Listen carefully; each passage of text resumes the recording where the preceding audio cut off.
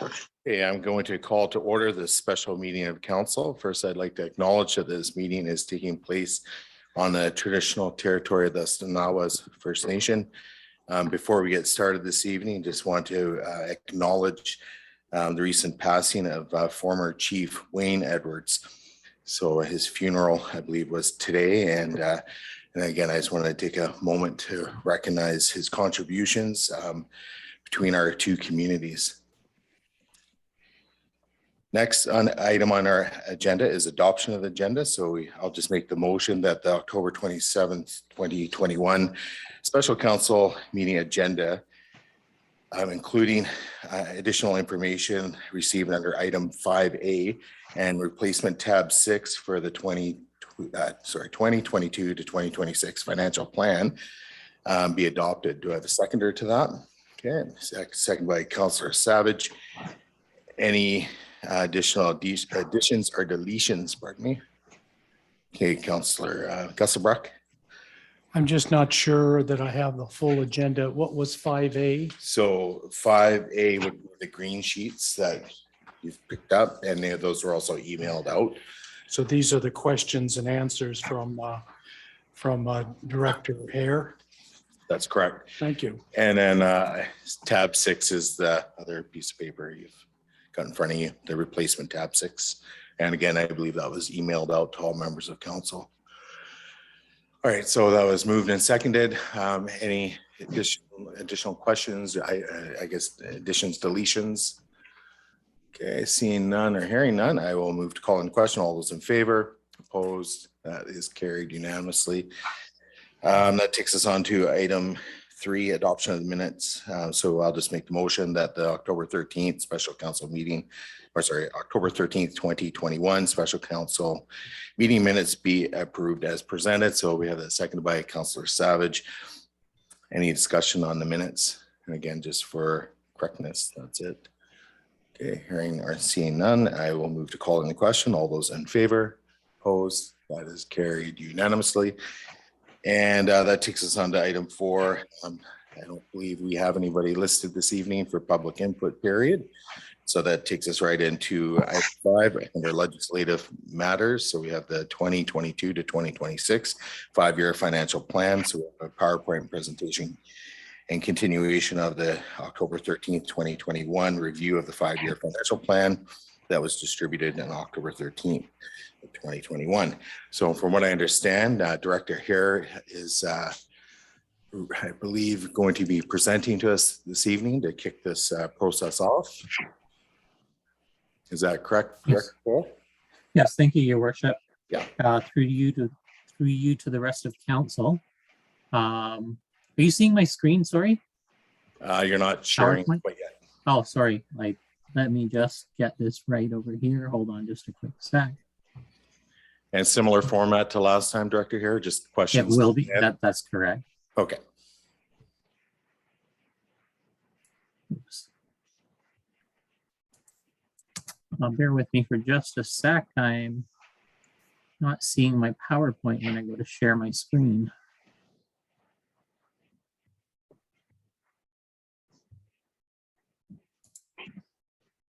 So give me just a sec. I'm going to have to bring my PowerPoint presentation up again. My apologies.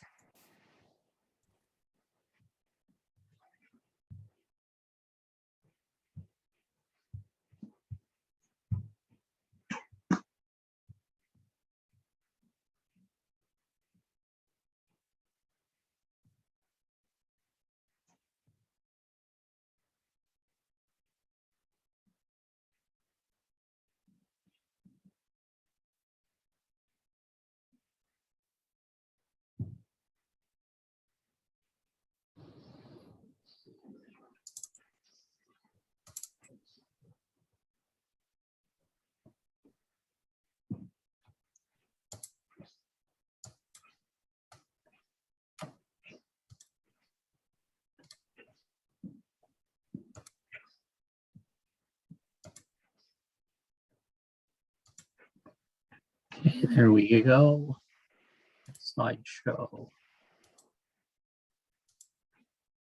Thank you, Your Worship. Sorry for the technical glitch there. Your worship, to the rest of council, this is council's second meeting on the 2022 to 2026 financial plan. The budget pressures facing the municipality were introduced at the October 13th presentation to council. Budget binders with operating and capital budget information, projected reserves, balances, copy of the October 13th presentation and other budget materials were distributed to council members and posted on the district website last week. Staff have received a number of questions from council members, and thank you for sending those questions ahead of time since the binders were distributed. And responses to the questions that were received were shared with all the council members. That was the green sheets that the mayor was referring to earlier, and they've been posted on the district website as well. So in terms of today's presentation or meeting, I'm going to recap some of the information from the previous meeting, review council resolutions from the last budget meeting, review the 2022 budget requests, which are reflected in the information that was contained in the budget information that was distributed to all of council. I'll review the asset funding graph and infrastructure funding deficit again, recap the utilities operating pressures, and go over the impact to residents of the required property tax revenue increase to balance the budget.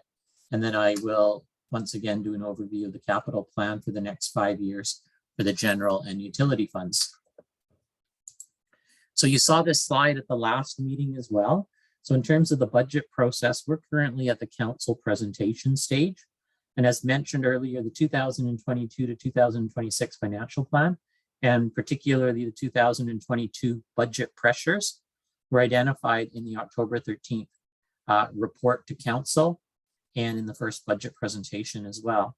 So the next steps here will be to receive further council direction and move to the public consultation stage and have council consider the financial plan bylaw for first 3 readings in late November, with adoption slated for adoption of the financial plan bylaw slated for early December. But just in terms of a recap, there were 2 main drivers for the required property tax revenue increase in 2022. 312,000 of the contribution to reserves in 2021 was funded from the COVID restart grant, and this deferred the property tax impact into 2022. So just to be clear, there'll be no additional contribution to reserves in 2022. The property tax increase will allow contributions to reserves to remain at 2021 levels. Annual contributions to reserves at current levels are not sufficient to address life cycle maintenance and replacement costs. And in reality, the contribution to reserves should be increased in 2022. However, in an effort to strike a balance between taxpayer affordability and sustainability, no increase is being proposed for 2022, given the pressure from having funded these from the COVID restart grant. And an additional 204,000 increase in property tax revenue is required to address required increases in operating expenditures to reflect 2022 needs. And I'll review the details of the individual items that comprise the 204,000 in a subsequent slide. And the impact of these increases to the taxpayer owner of an average assessed property would be about $273 per year. And as we're all aware, that will, the impact on the house owner will vary depending on their assessed value, because our taxes are based on assessed value. So if your house is assessed at under $754,100, you can expect the impact to be less than 273. And if your house is assessed at over $754,000, then you can expect the impact to be higher than $273 a year. So in terms of council resolutions that were passed at the last meeting, the October 13th meeting, council passed resolutions for the financial plan to be prepared reflecting the budget pressures that were identified at the meeting, the ones I just mentioned in the previous slide. And the budget information sent to council members in the budget binders reflected the increases as per these 2 resolutions listed here. There was a third resolution that was passed with respect to bringing forward revisions to the asset management policy, and that will be brought forward for council consideration in early 2022. So this slide here illustrates the full cost impact of the 2022 budget pressures. The anticipated increase in expenditures, or the total anticipated increase in expenditures, is $688,200. So I'm actually looking at the total number in the first column with numbers in it. And 172 of that increase is being funded through non-taxation and non-market change, so non-taxation revenue. And 516,200 is being funded from an increase in property taxation revenue. So of the 516,200 from property tax revenue, as we've talked about earlier, 312,200 is for maintaining contributions to reserves at the current levels. And then the sum of the remaining numbers, starting at the 103 down to the 21,700 in the last column, totals the 204,000 that I was talking about.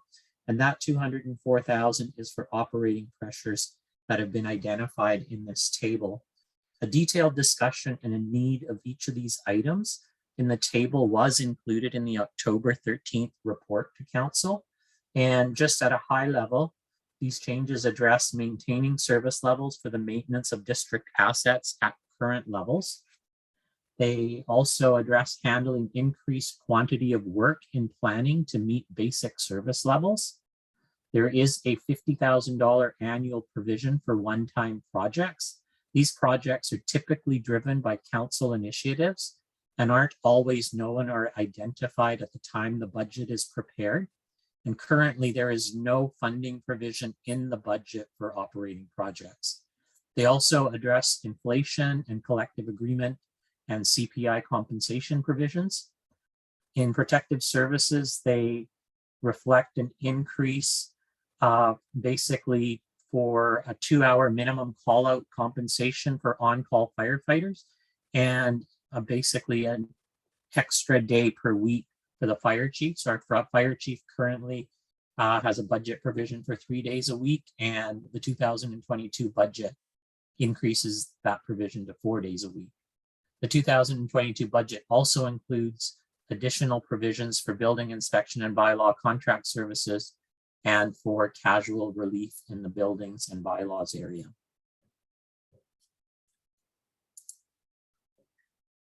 I reviewed this slide with council at the last meeting, and because asset management is both a priority and concern for the District of Lantzville, I think it's important to review this slide again. The information in this slide is based on the current condition of the District of Lantzville's assets and basically reflects required spending to maintain and replace district assets over the next 20 years. Replacement usually happens at the end of the useful life of an asset.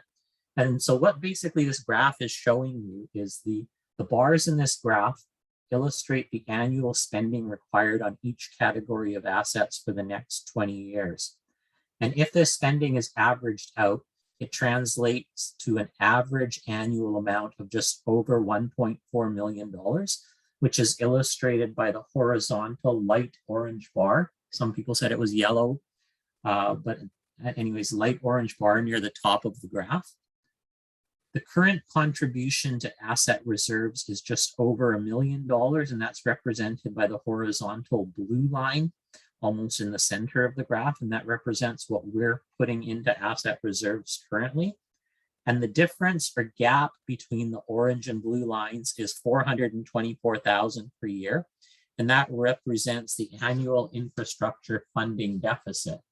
So as contributions to reserves remain below the required average annual life cycle investment, reserve balances and contributions to reserves will be insufficient to renew or replace assets when required, and asset renewal and maintenance will be deferred.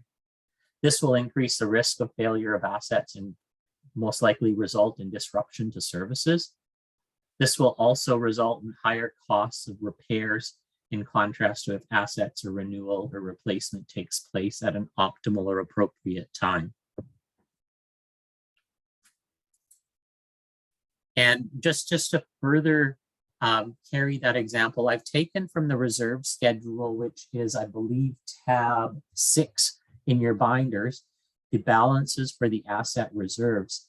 And so what this is showing us is basically that the anticipated reserve balances in 2026 based on current contribution levels and the capital works required over the next 5 years. And what you can see from looking at this illustration is that generally reserve balances will be depleted over time and not sufficient to address needs. I mean, you can see that the fire department equipment reserve is expected to be in the red. The roads infrastructure reserve, which is currently $629,000, will be down to about 154. And so they won't be sufficient to address the long-term needs of the organization. The fire department reserve and facility reserve balances are anticipated to have expenditure pressures, large expenditure pressures on them just outside the 5-year financial plan window. So, I mean, even though it looks, I mean, the fire department vehicles reserve, for example, grows from 310,000 to about 711,000. I believe we're going to be needing a new fire truck in 2028 with an approximate price tag of $1 million. So, and when you take a look at our facility life cycle reserves, they're showing a growing balance over the next few years as well. But we really haven't factored in any use of those reserves for any of our facilities. So if we have a public works and a new fire hall continue, it's unlikely we're going to fund that all from borrowed funds. There will be a need to draw on the facility life cycle reserve for part of the funding of those assets. So the point I'm trying to make with this slide is just a continuation of the previous one, that the contributions to reserves reflect an infrastructure funding deficit, and reserve balances will continue to decline, and there will be challenges in addressing renewal and replacement unless we turn our attention to the contributions to reserves. In terms of the, I'm going to jump into the utilities section. So no increases required in the sewer utility fees in 2021. There was additional revenue from newly connected properties, and that revenue exceeded anticipated increase in expenditures for the year. So it allowed for an increase in the contributions to the reserve to the sewer. So the quarterly base charge for sewer will remain at $128 per quarter for 2022. And in terms of water, a 10% increase is required in water rates to cover the anticipated expenditure increases in 2022. And that 10% increase is primarily driven by the anticipated increase in bulk water purchases from Nanaimo. And that will result in a quarterly base rate to increase from $73 to $79 per quarter in 2022. There's no increase expected at this point in time in garbage collection fees. The annual charge for a typical 100-liter cart is $160. And I believe people have the option of receiving a larger cart and they would pay a larger amount. This is billed quarterly. Garbage collection and recycling collection is handled through the RDN. I think I did mention at the last meeting that there's a planned relocation of the BC Recycle plant from, I believe, Nanaimo to Chemainus, but we don't know if that'll have a cost impact or not. So it's just something that we'll keep in mind. We haven't put in a provision for any increase and haven't heard of any increase at this point in time. So if we combine the changes in user fees with municipal property taxes, we can expect a total annual increase of about $297 a year for the average assessed single family home in Lantzville as a result of this budget. I've also, as we all know,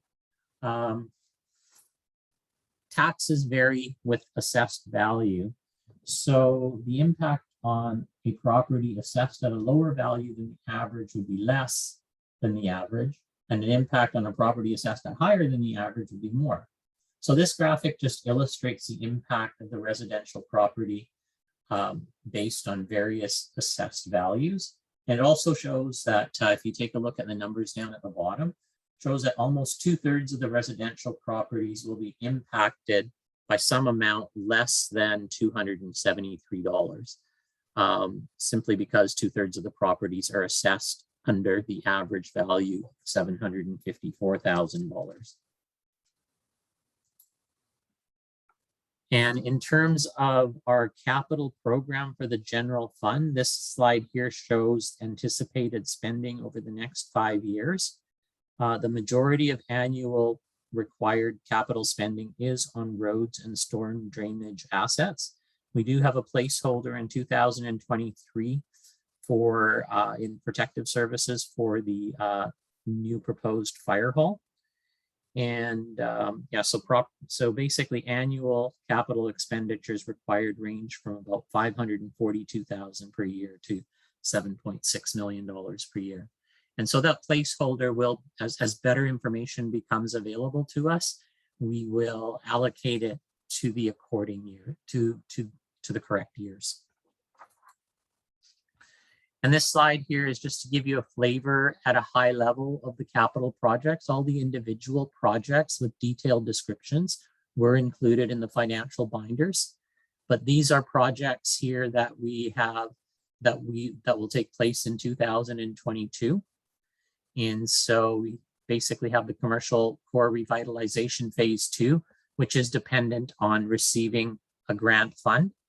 And in terms of road assets and public works assets, we have the Dickinson Road upgrade, multi-use path planned on Lantzville Road, have a culvert replacement on Dickinson Road.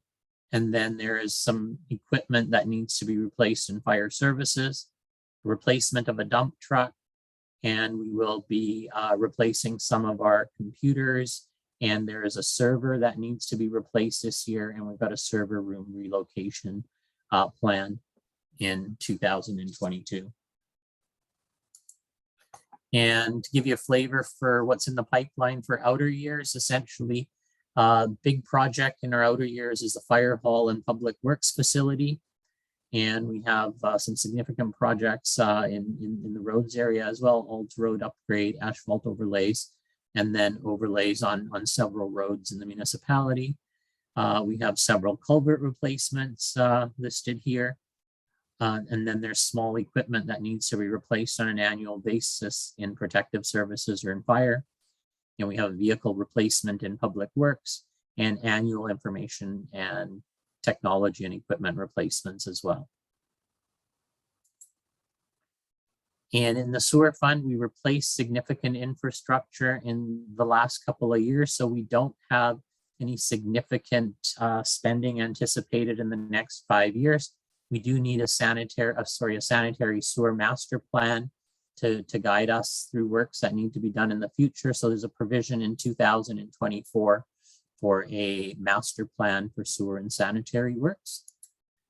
And the water utility 5-year program has a couple of placeholders for large projects, which are grant dependent. That's the North and South Winds water expansion and the Clark Drive expansion. These estimates will be revised. We very recently received Class D estimates, and these projects are anticipated to have a budget in the $7 million range rather than the 9 and 8.3. I just didn't want to update these slides on the fly because they would be out of sync with the materials that you've received. So I will be updating those budget numbers for the Winds expansion and Clark Drive expansion project, and they'll have an impact on water portion of the projects that are funded through, I guess these two wouldn't qualify for reserves funding because they're not replacement, they're actually new projects. So they're going to have to be, they are in fact in the financial plan as well, funded through grant and borrowed funds. And the remaining projects here are water main replacements through the outer years. And those will be funded through asset reserves for the water from the water asset reserves. And in terms of next steps, essentially, what we've got here is we're at the October 27th meeting. And so you've got a budget package with detailed schedules. And depending on what the council recommendations are today, we have an optional meeting on November the 8th. And if no further updates are required, then we would be able to go to, we could avoid that meeting or not have that meeting. We could go to the November 24th meeting, which would be a public input session, after which we would bring the financial plan bylaw forward to council for first 3 readings with a targeted adoption date of December 1st for the financial plan. And with that, that concludes all of the information I have for this evening to present. And recommendation from staff is that the 2022 to 2026 financial plan, based on information provided to council at both the October 13th and 27th budget meetings, be presented to the public on November 24th and subsequently to council for first 3 readings. And I will turn it over to you, Your Worship. Hey, again, thank you for your presentation, Director Hare. So through to council, Councillor Kesselbach. Just through a chair to Director Hare, will we get copies of those slides that weren't in our book? There was just a couple of them. Yes, through Your Worship to Councillor Gesselbrecht. This presentation will be posted on the website, and we will distribute copies of today's presentation slides to all council members as well. Thank you. Okay, so through to council, in terms of additional questions for Director Hare and staff, we can open it to the floor, and we'll just kind of see where it goes. If council wishes, we can go through the tabs. I know we've done that in the past. I don't know if we necessarily have to do it this year, go through each tab line by line, but if there's general questions coming from each tab, we can maybe approach it that way, go through tab starting, I believe tab 4 would be the one. Well, I guess we could start at tab 3 and then ask general questions and then go along that way. It might keep it a bit more organized, but so through to council, unless there's any strong objections, maybe we'll start at tab 3 and try and keep the questions focused on the information. But again, we're not going to go through line by line. It's just an opportunity to ask questions with respect to each section. So through to council, with respect to questions on starting tab, well, actually about the presentation, if there's any questions about that, maybe we can start there. Councillor Kesselbach. Yes, thank you. Fortunately, several of us here on council have written our questions to Director Hare and have received responses, and those are set out in the green sheets, I take it. So that was very nice that Director Hare could do that to maybe save some time during this presentation. There's a lot of technical stuff, and not being a trained accountant, I appreciate getting help going through here. So once again, thank you. Okay, and additional speakers, I see Councillor Proctor and then Councillor Savage. I have a sort of a general question through you to Director Hare. And I don't know if you can answer this sort of on the fly or not, Director Hare, but I was wondering if you knew, if we removed $50,000 from the budget, how much would that impact the average household amount of taxes that they pay? Is that an easy question to answer, or should I have asked that in advance? Oh my gosh. Sorry. I don't have the answer. It's easy to get the answer. I just can't produce it right while we're talking. Okay. But I can get that answer to you. Okay, thank you. Then that's my only sort of general question that I have. Thank you. Yeah, just asking questions from the presentation. So Councillor Savage. Yeah, thanks, Director Hare, for supplying answers for those questions. That was great. Appreciate it. And Inri, just to clarify a couple of your answers to a couple of my questions. For example, I believe I asked the person that's been contracted for building inspections for the approximate cost of 12 months of having that person. The answer was $37,350. But can I clarify, is that the net cost after we've applied fees from building inspection? Or is that the total labor cost for a year? Or what is that figure of $37,350, please? That is the amount that has been paid to that individual. It is a contract amount, so it's paid. It's not paid. We don't take any deductions off of that amount, and it's basically it's like an invoice from a third-party contractor. Right, and you're telling me for a full year, it's just 37,000 thereabouts, eh? I believe so. Yes. Thank you. And same question, please, for the, I call them the support staff person for building inspection and bylaw. And the response was 36,830. So is that again the gross or is that the net? Like the gross, meaning that's the total labor cost before building inspection fees are applied. I'm just going back to your question. It was in your first email, right? And just to make sure that I'm looking at the same information. Which question number was that? Sorry, do you recall? Well, or just a general question, what the fees might be. It's on the, you kindly put it in tab 8, right in the middle there, and your answers are in red. Yeah, I'm just looking at trying to Second page in tab 8, and you'll see your red answers there. Yeah. Is that question 1 answer? question. Answer Oh, it's part of question 1E? one. Let's see, 1C. Can I put my hand up? Oh, okay. Sorry, I went to your second set of questions. Oh, okay, there it is right there. Oh. It's just very roughly, it doesn't have to be exact. You're kind of extrapolating. It's only been full-time since July. So we're just somewhat extrapolating. I was just wondering ballpark what it ended up costing for the gross labor. I'm just going to interject here. Oh, So okay. Yeah, that Director would have Young, been. I see your hand is up. I don't know if, or That would be the even gross Director cost. Coates, if someone may know the answer to that question. Actually, that is the gross cost. That again, the 36,830. For a year, right? I don't believe that person was with us for the full year.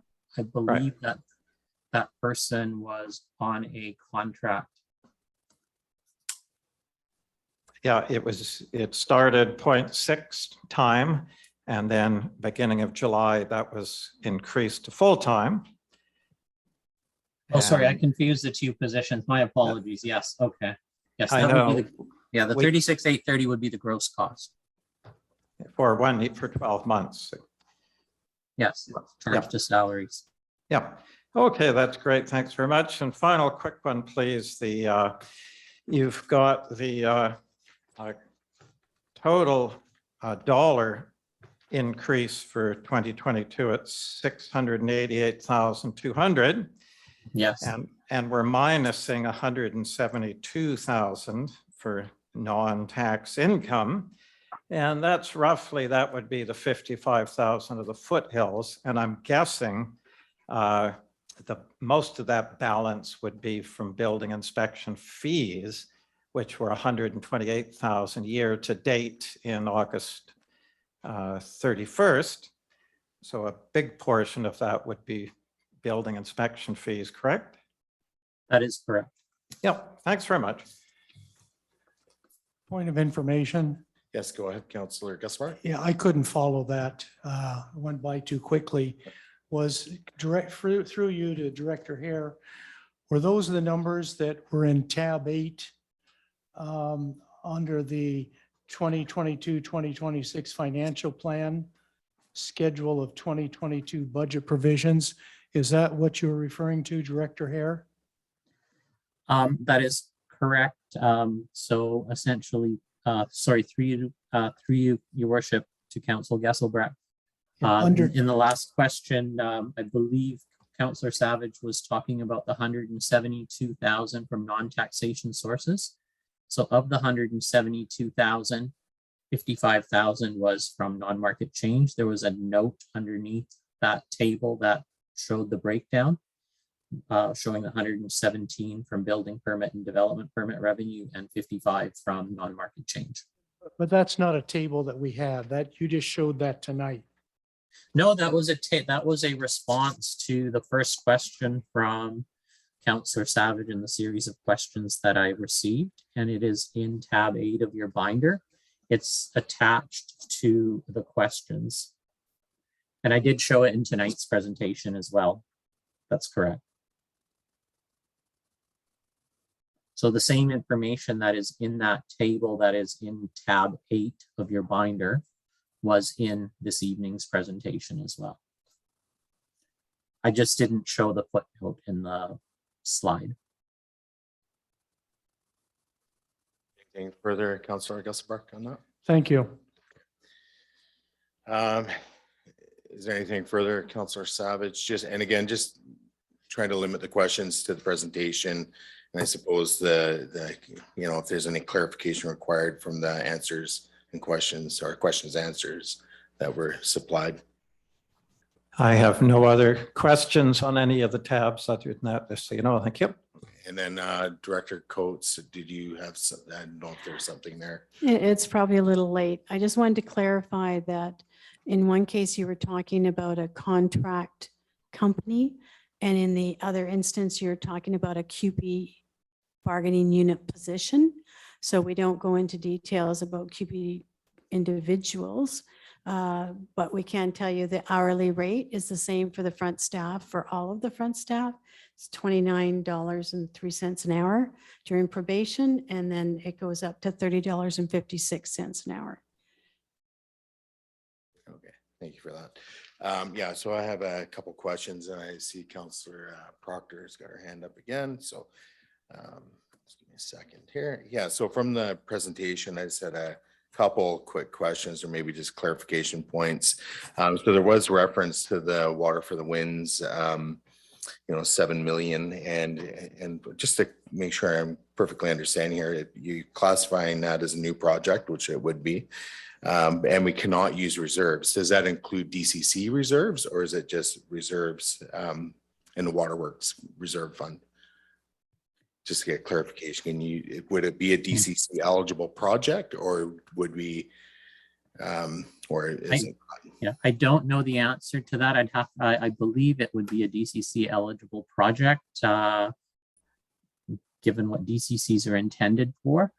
However, I can review the terms of reference for DCCs, but generally your asset reserves are for renewal. The Waterworks Reserve is for renewal and replacement. So if this was an expansion, I don't believe the reserve would qualify as a funding source. So I may have spoken out of turn. I mean, if the reserve allows for expansion, then you could use a reserve, but typically the reserves are not our waterwork reserves do not allow you to use reserves for new projects. This kind of caught me off guard because I'm just going based on memory here. I thought our water reserve fund did include new like expansion, and then also it would be DCC eligible, but I see Director Young's got his hand up. He might be able to shed some light on it. Yeah, Mr. Mayor, I can confirm the one part of it. It is a DCC project, the Winds water expansion. Okay, thank you. And then again, I'd have to look at the Waterworks Reserve Fund. Yeah. I thought it was for expansion as well, but I could be wrong. I remember last term using it as part of a debate, but again, I could be wrong.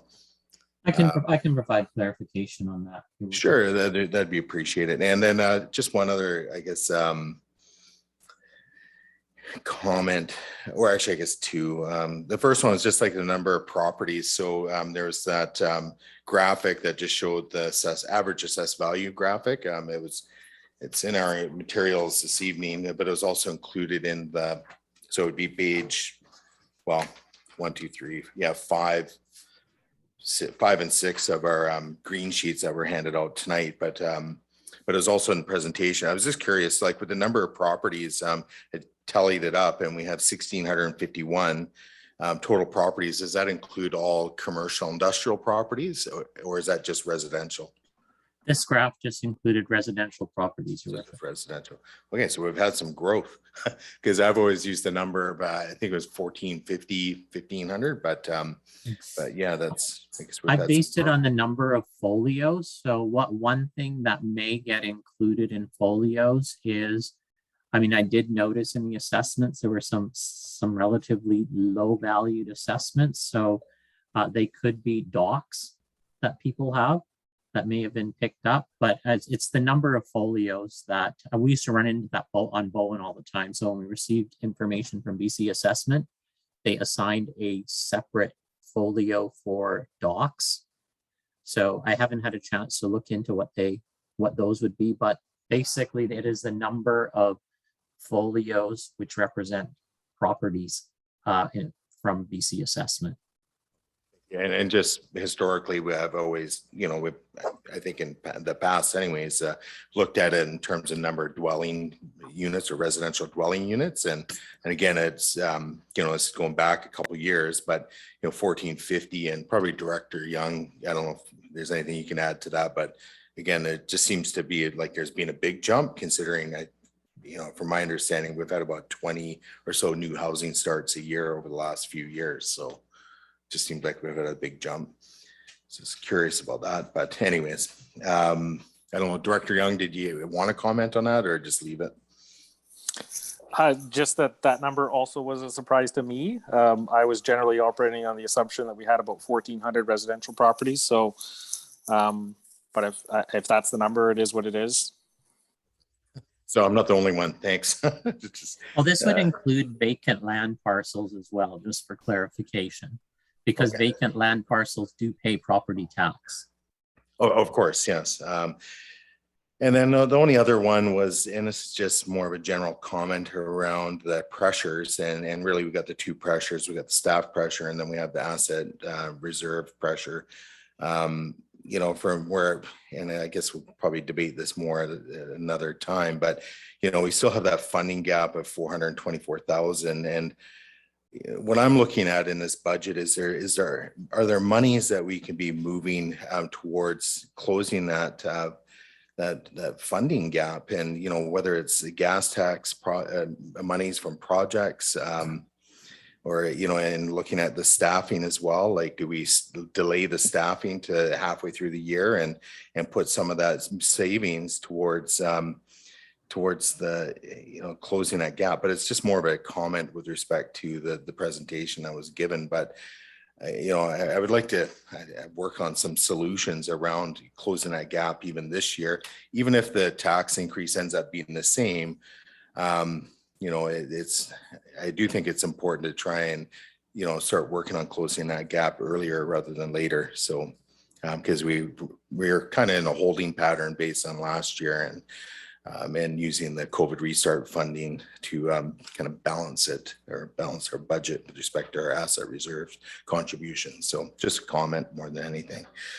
That's all I've got for right now. I see Councillor Proctor, you still got your hand up. So, and then Councillor Gusselbach. Thank you. Through you to Director Hare, I did a simple math problem, and I just want you to confirm or not if I took the right approach. If a $516,200 tax increase means that the average homeowner pays $273, and I set up a simple ratio, then a $50,000 tax increase would mean the average homeowner pays $26.44. Would that be the way you would approach figuring that out? The average homeowner would pay $26. And how did you come up with the 26.44? I'm sorry.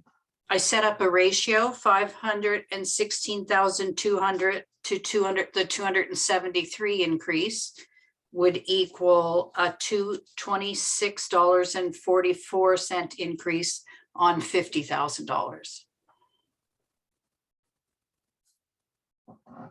It'd probably be pretty close. I would just figure out what a 1% tax rate increase would be.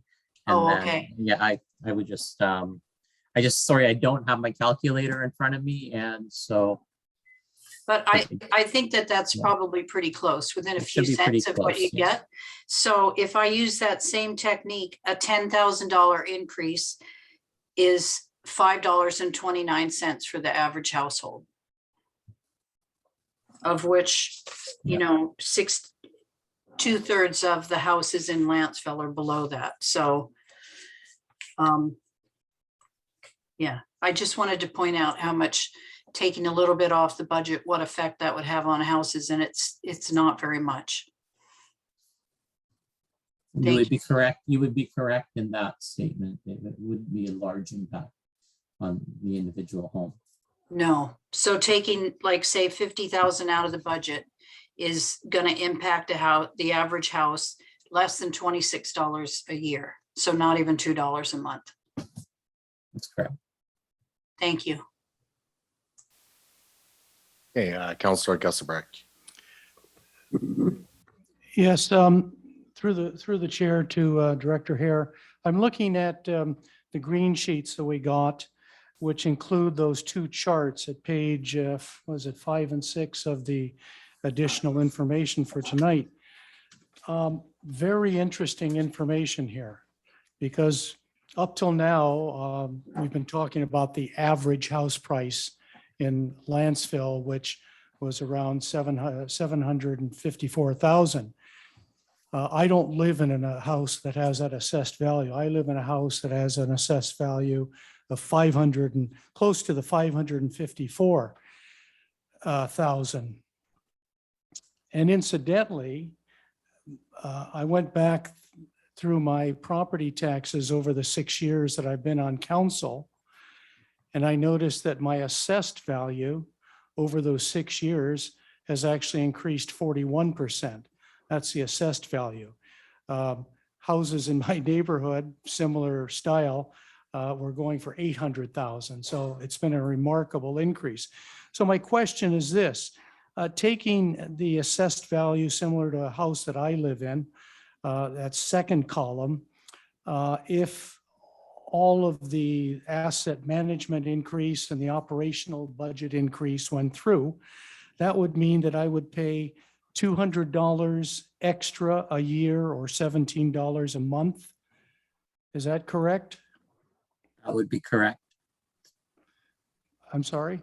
Your worship, through you to Councillor Gesselbrecht. Yes, that would be correct. All right. I've done some addition. I'm not as good as Professor Proctor, but if we look at the second chart, the first chart, which has the number of properties, or the second chart. Second chart, you've added up that all of the properties with an assessed value of $754,000 or less, there's actually 1,086 properties. Whereas the second coordinate, which is properties over and above 754,000, but I assume it doesn't include properties over $1 million, there's another 565. Am I reading this correctly so far? So the 565 would be all properties in an with an assessment in excess of 755,000. So it would include the ones that are in excess of $1,054,000 as well. Well, that's what I was wondering, because I notice on the page before that, you have the number of properties under each column. And I thought if you added all of those, the 244, 370, 472, 127, 167 plus 271 properties that are in excess of $1 million, it looks like you come up with 1,922 portfolios. I think you Is come that out with, correct? it should come out to 1,561. Okay, so, yeah, go ahead. Oh, sorry, I had done the math earlier and they had added up, and I can quickly do the math right now. All right. So anybody in the public who wants to see what the actual tax increase would be is to look at these 2 pages, and these will be through the chair to staff. Will these charts be in the agenda for next meeting, or are they in for this meeting? These green pages will be shown for this meeting. If people go to the calendar for the meeting, it'll be shown as additional information. All right. It's So already there, actually. so the That's how public, you received it by link. Yeah. all right, so the public can see that. And yes, I've just added these up on my computer and I get 1,651 properties. That's You correct. gave us another stat, and that is also found as additional information under tab 8 of our yellow binders. And you were asked, I believe, by Councillor Proctor, what was the median assessment? So that's different than the average.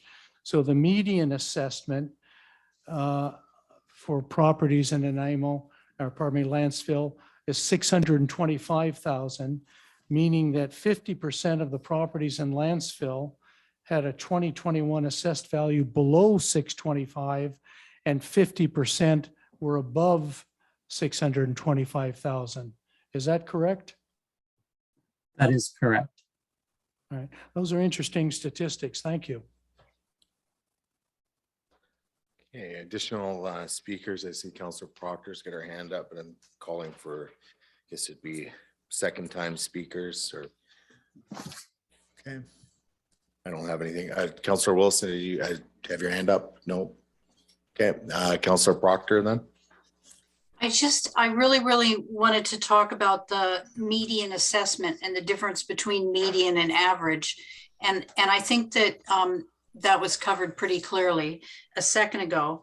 But the median assessment, I just wanted to clarify it just a little bit further. The median assessment is the assessment that if your house is assessed at $625,000, half of the houses in Lantzville are assessed above you and half are assessed below you. So the average value is 750, but there's way more than half of the properties are assessed at below 750. The average is different than the median. The median is the price that's absolutely in the middle. If you list all the prices, the median's the one in the middle. And depending on how far apart the range of numbers you're looking at is, skews the average off the median. And we have, in a relatively small community, a fair number of properties that are in the millions because they're on the waterfront. So that skews the average price. Most of us live in houses that are assessed below $800,000. Thank you. Hey, Director Hare, I see your hand is up. Oh, sorry, I meant to put it down. Sorry about that. And then I believe I saw Councillor Savage, your hand was up. Yes, thank you. If this is at all helpful, if people are making decisions tonight. In October 2019, staff told us there were 1,710 folios in Lantzville. And in 2018, I was told there was 1,416 homes in Lantzville, if that's helpful. And when I looked at it last year from memory, the Waterworks Replacement Reserve Fund did include water expansion, water system expansion. Yep. All right, so unless there's any further questions about the presentation and the questions and answers that were received, we'll move into the actual financial plan. That would be starting on, I believe, tab 3. So I don't know if there's any specific questions for staff regarding tab 3.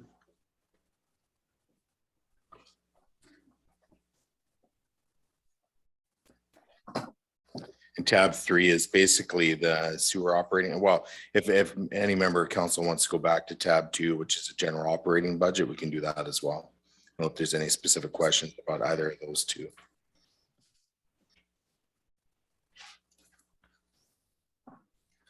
Maybe we'll kill 2 birds with 1 stone here. Okay, Councillor Savage. Yeah, I had these questions for later, but might as well do them now. I'm just wondering what this is about. It appears this 50,000 special projects fund can be used for staff overtime, and that straddles tab 3, and then in tab 1 it gives that summary. So I'm just wondering what that is about. There's $50,000 slated for special projects. So I wasn't quite clear on that. Then it says under overtime that that's tab 7, page 8, heading overtime. It states additional overtime is not included in the budget, but is to be included as a special project request.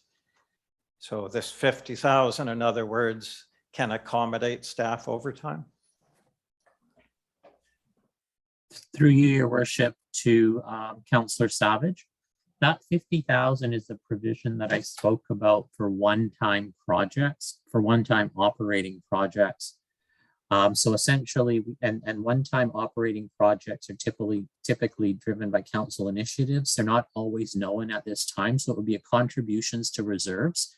It is not intended to cover any labor costs, overtime, or any other labor cost as such. That is a contribution to a reserve, and then operating projects would be funded out of that reserve. If operating projects in 1 year happened to be 35,000, there would be 15,000 left in that reserve in the following year. So it allows for funding provision for one-time operating projects for which there is no provision in the reserve. And special projects identified in tab, I believe tab 8, tab 7 that you spoke about are in the financial plan guidelines for Lantzville, and special projects are spoken about in there, but they're not clearly defined. I don't like using the term special project. It's much clearer if you use the term one-time operating projects. Understood. So the special projects, the 50,000 one is different than this other special project for funding overtime, correct? I'm not aware of any special projects for funding overtime. I'm not sure about that. So I can just say that this 50,000 is a contribution to a reserve to fund one-time operating projects. Yeah, okay, it's just, that's what it says. Tab 7, page 8, under the heading overtime, it states additional overtime is not included in the budget, but is to be included as a special project request.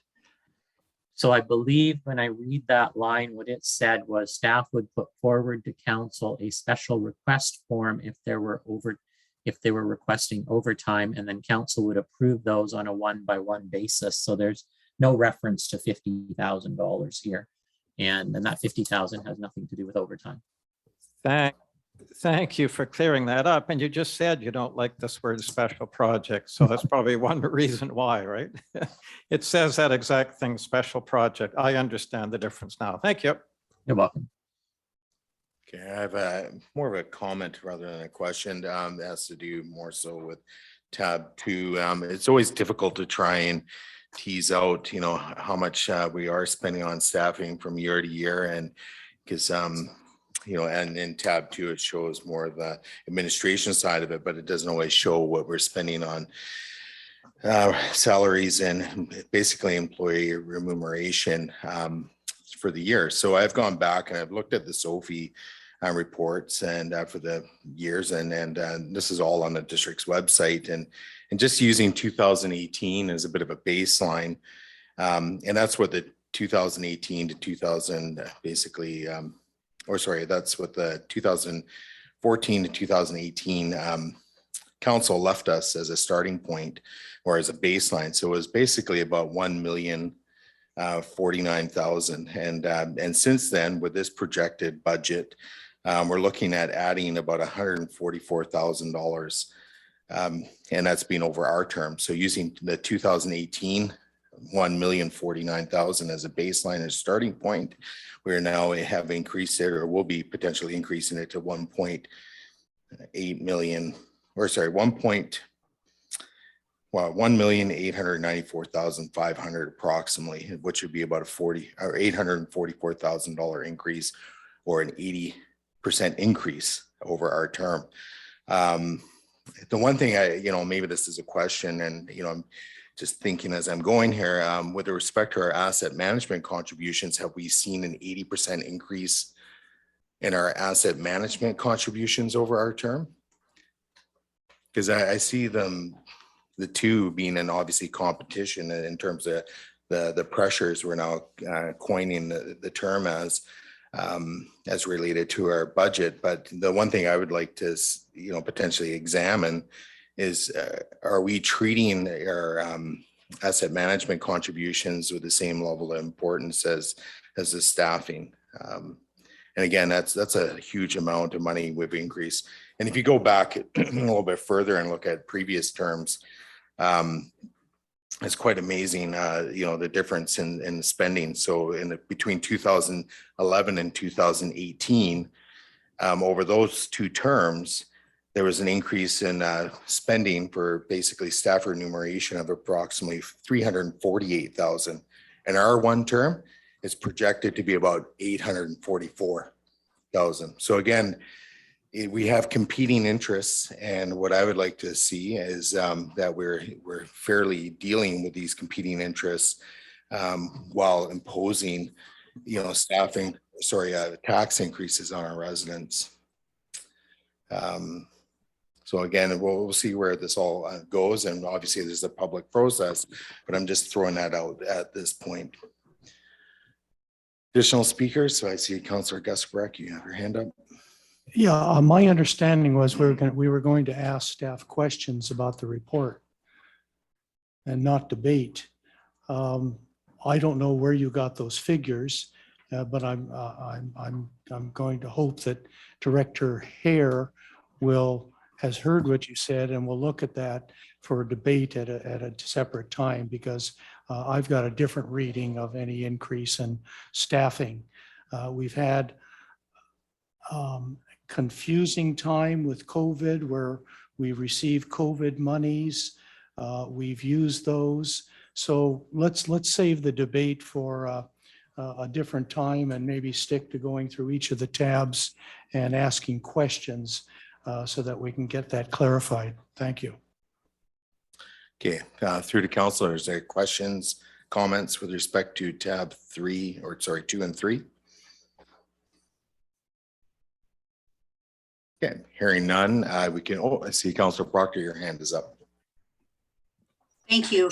You raised a really interesting point, and through you to staff, I'm wondering what sort of increase in asset management we really should be looking at, rather than the meager contributions we've made to the whole thing since we started as council. Your worship, through you to Councillor Proctor. We know that our asset funding gap is $424,000 a year. And so the intention of bringing forward a policy for council consideration would be recommending what the annual increase to reserves should be. So you need to look at it in the context of affordability for your community, and yet also in the context of having an approach to address that asset funding deficit. So many communities that have been basically who started their addressing their asset management deficit late had increases anywhere from 5 to 10% a year just for asset management. And then there's other communities who for the past 20 years have been applying a 1.5% increase, tax rate increase to basically dedicate towards increasing their contributions to their asset reserves. Okay, that makes sense to me. I think we took a similar approach with our staffing. We inherited a staffing report that the previous council asked and asked for and received. And we've taken an approach to increase staff gradually as we could and still provide good service to the community. And now we're going to be looking at an asset management plan that while we have increased our contributions to assets, we need to look at a long-term plan that does it realistically in a similar way to the way we have realistically risen staff levels, which still aren't near the recommended level that we were inherited from the 2018 council. Thank you. Any additional comments on tab 2.3?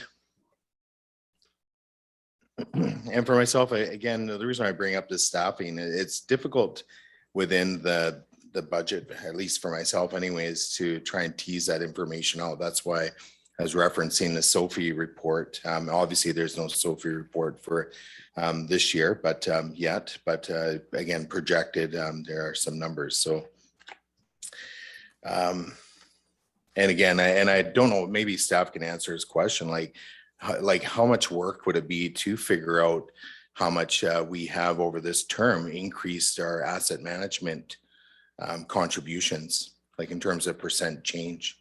Would that be a really onerous task? Like, I don't want to assign or ask staff to do something that's going to require a ton of time, but how onerous of a process would that be to figure out?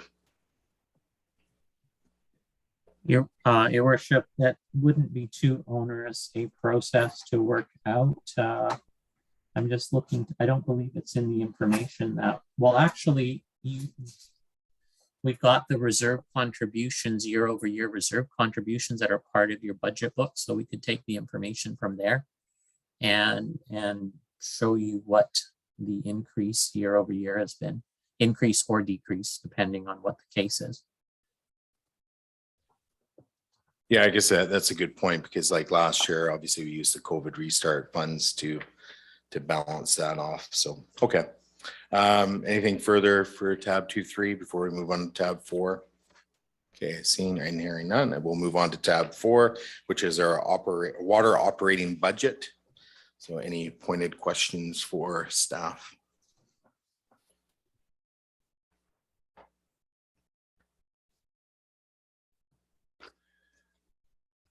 Give everybody a second to look.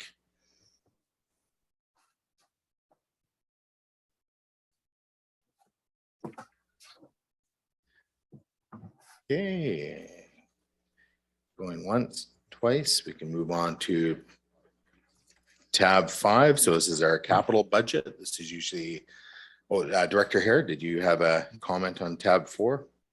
Your worship, I was going to go back to a previous, I'm not sure if it was a question or a comment, but you were talking about labor, year over year labor costs. Yes. And that you found it difficult to find what the labor costs were from our budget documents. So if I could refer you to page 3, for example, in tab 2, we have a wages and benefit line for each department, and we only have about 4 departments highlighted in tab 2. So if you go halfway down the page, there's a wages and benefits line item, which goes from 2019 all the way to 2022. And that would be the correct tab to compare. You wouldn't want to use SOFI information to compare, because SOFI information contains a lot of information that's not in the budget. So for example, if staff don't take their allotted vacation and are paid out for vacation time, those numbers are reflected in SOFI, as well as other types of compensation. So really to compare, to get a year-over-year comparison, you would really want to take a look at your actuals from the financial statements. And you've got 3 years, 2 years of actuals and a year of projected in your budget information that's been distributed to you. And so, for example, page 3 shows the wages and benefits in the general government line item. And then if you were to jump over to page 5, you see a similar wages and benefits line item for fire services, and so on for protective services and for roads or transportation services and planning rather. Yeah, thank you for that. And I do understand that piece. It'd be nice if they're all on the same page. It'd just be simpler rather than jumping around from tab to tab. And you know, my rationale for it, not to get into a debate here with yourself, but in terms of the SOFI information, I do recognize that there are factors that play, but I think overall it does show the trend from year after year with total staff remuneration. But yeah, but in terms of exacts, I do appreciate your comments. Moving us on to, yes, we're on to tab 4. So this would be, actually, hold on, lost my place. Sorry, we're on to tab 5. So now we're on to the capital budget. Questions through to council. So I got Councillor Savage.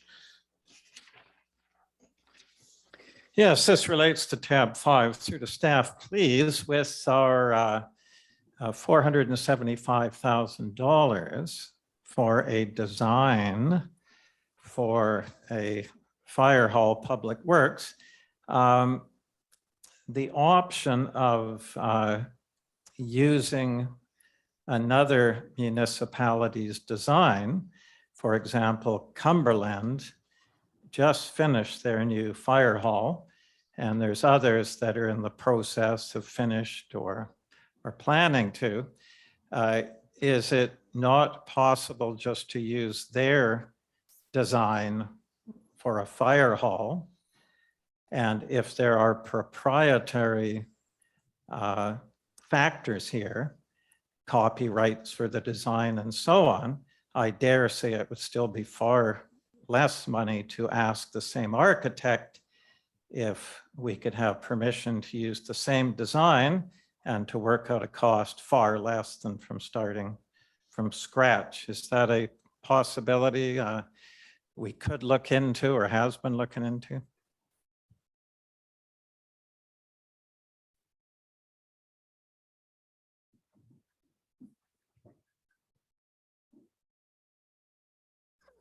Looking for someone to light up on our screen here.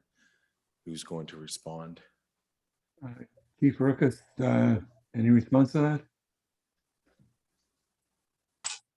that? After your worship, Councillor Savage, I really don't. I don't have an answer for you on that one. It's not something that we've looked into. Is it possible? I would have to say I would assume that yes, it is. However, in saying that, there is some customizable stuff that we'd be looking for as well within a fire department that fit the design and fit of Lantzville.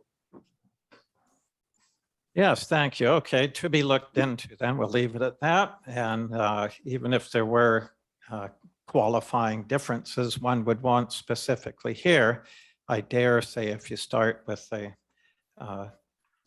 blueprint from elsewhere, it would certainly have a lot of the cost savings. But anyway, we'll leave it at that. Something to be looked into. Thank you. Oh, sorry, Director Young, I saw your hand shoot up, but is that okay? I have Councillor Proctor next, and okay.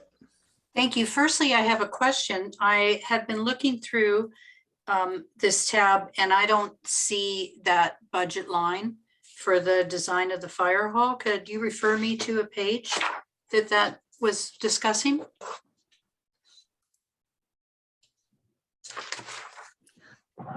Your worship, through you to Councillor Proctor, it won't be in here because that resolution called for an amendment of the 2021 financial plan.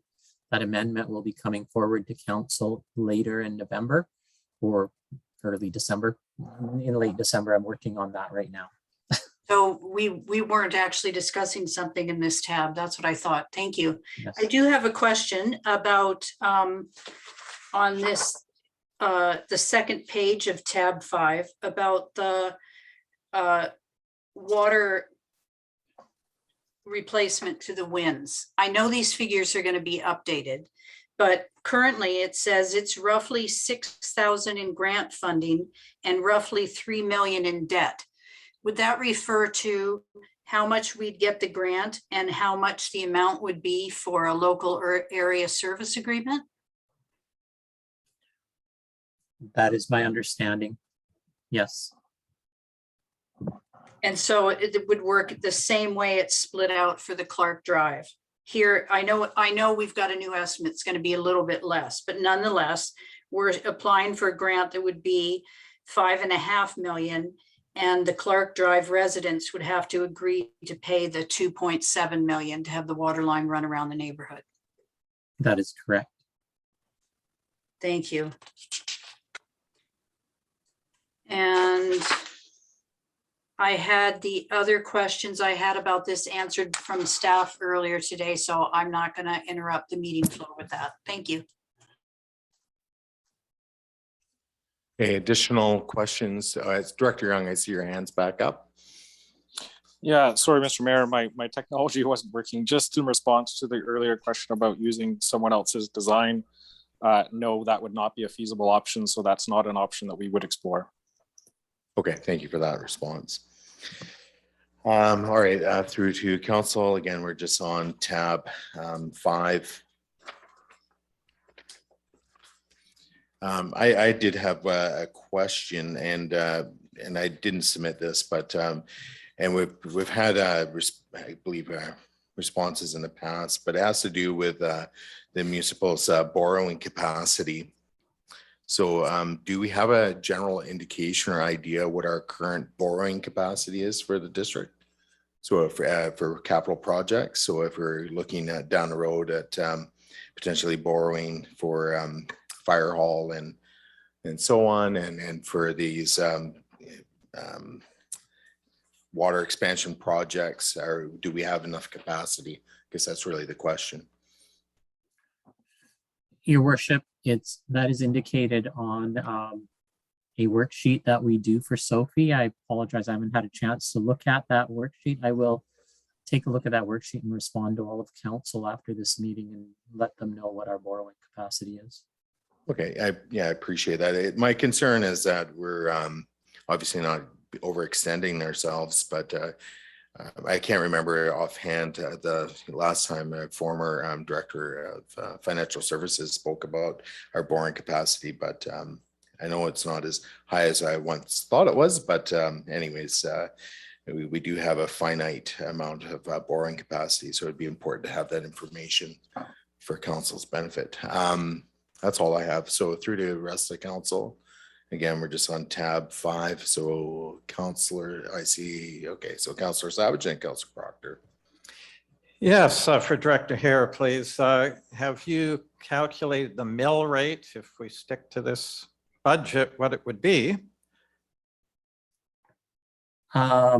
I did calculate what the mill rate would be. However, your mill rate varies with assessed value. So your mill rate varies with assessed value.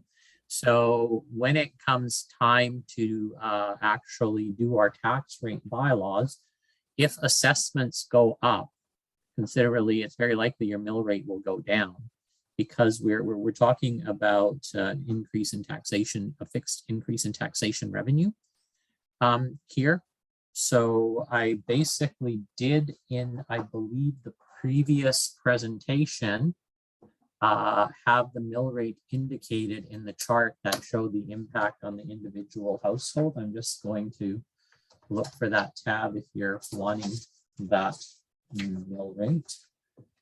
That's fine. I can look that up. Okay. I didn't realize. Yeah, if you take a look at the previous presentation, I believe The residential mill rate for 2021 was 1.7081. And for 2022, based on no changes in assessed value, it would be 2.0685. But given what the real estate market has been, assessed values will probably go up, so that mill rate will go down. Yeah, Joey, thank you. And then the other quick one, please, is the last meeting you indicated it looked like it would be around $24,100 for every percent of tax increase. Is that still the case? And have you worked out what this tax increase would be for this budget as is? Again, I'm reluctant to talk percentages because the dollars are so small for Lantzville. But yes, it would be about 24,100 would represent a 1% tax rate increase. Okay. Thank you. Okay, so I have Councillor Proctor and then Councillor Gusselbrook. Just a quick point. The last time that I inquired about our lending capacity, it was around 12 million, and that's before we borrowed for phase 3 sewer. So if anybody's really wondering, it's going to be in that ballpark somewhere. Less than that because we've had phase 3 sewer. Thank you for that. I couldn't remember off the top of my head. So Councillor Gusselbrook. Thank you. Through you to staff, to Director Hare.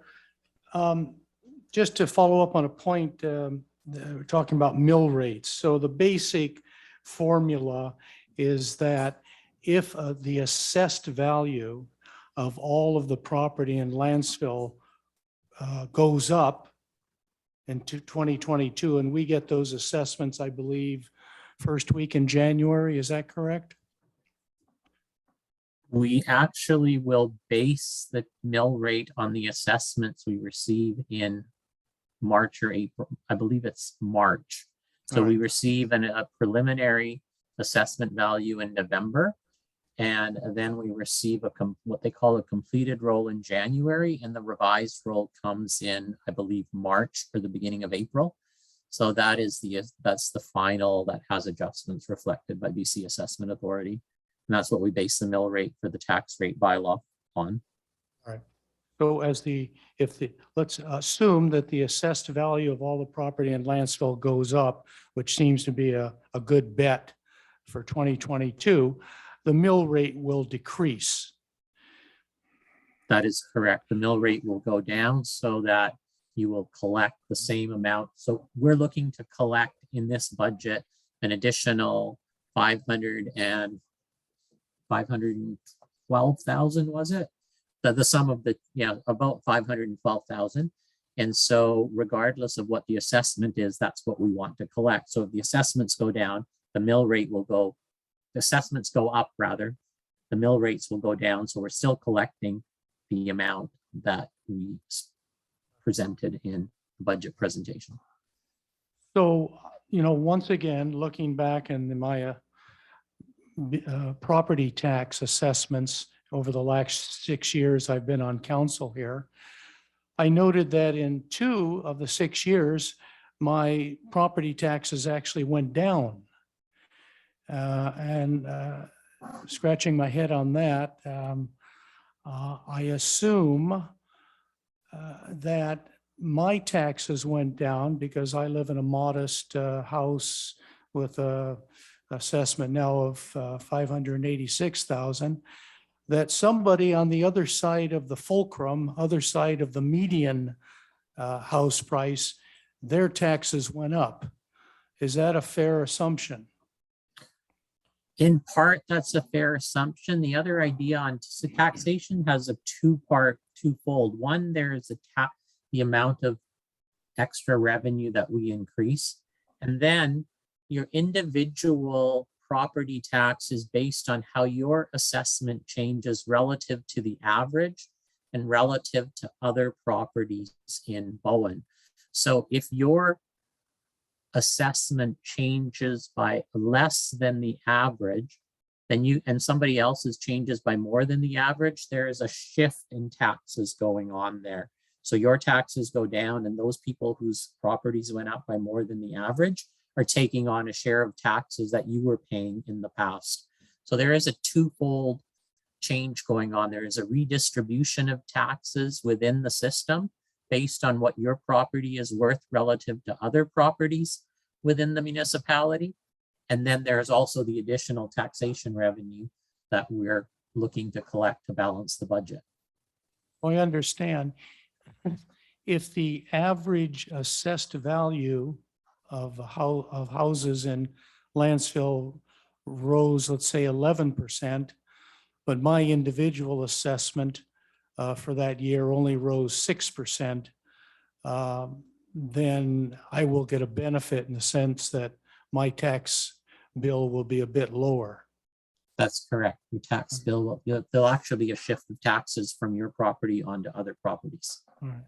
And you'll receive the benefit of that. So once again, looking at that chart in the green pages on either page 5 or 6, I like the one on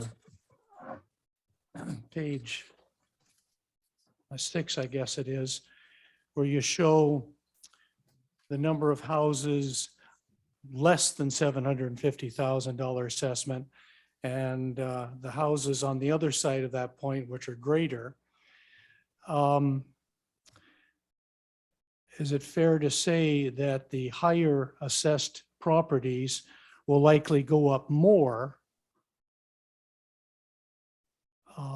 than the average value, assuming that that the general assessment goes up? Let's say property assessed values in BC go up 11%, they go up 11% in Lantzville, that those properties on the richer side of that median, they're going to get a bigger tax bill than my neighbors on the lower side of that median tax price. Is that a fair assumption? It would be a fair assumption to say that so when I prepared this particular graphic and the numbers I have in here, I have no idea how individual property assessments are going to change. So I've just assumed that I've basically assumed there's no shift in taxes going on between properties, and we're just, all other things being equal, we're just talking about assessment values remaining relatively the same, or assuming that if assessments go up, everybody's assessments go up by the same amount in this illustration. So this illustration does not take into consideration that some assessed values may change by more or less than others. I'm not sure if that explanation answers your question.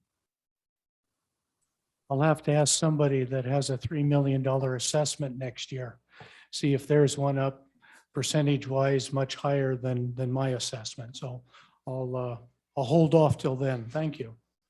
Okay, so we are on tab 5. So we're on the capital budget. So in terms of additional questions for staff with respect to tab 5, capital. So Councillor Proctor. I just had a tiny bit to add to the last discussion. Director Harry, your explanation made total sense to me, but this is just anecdotal evidence from what I've observed in the 30 years I've lived in Lantzville.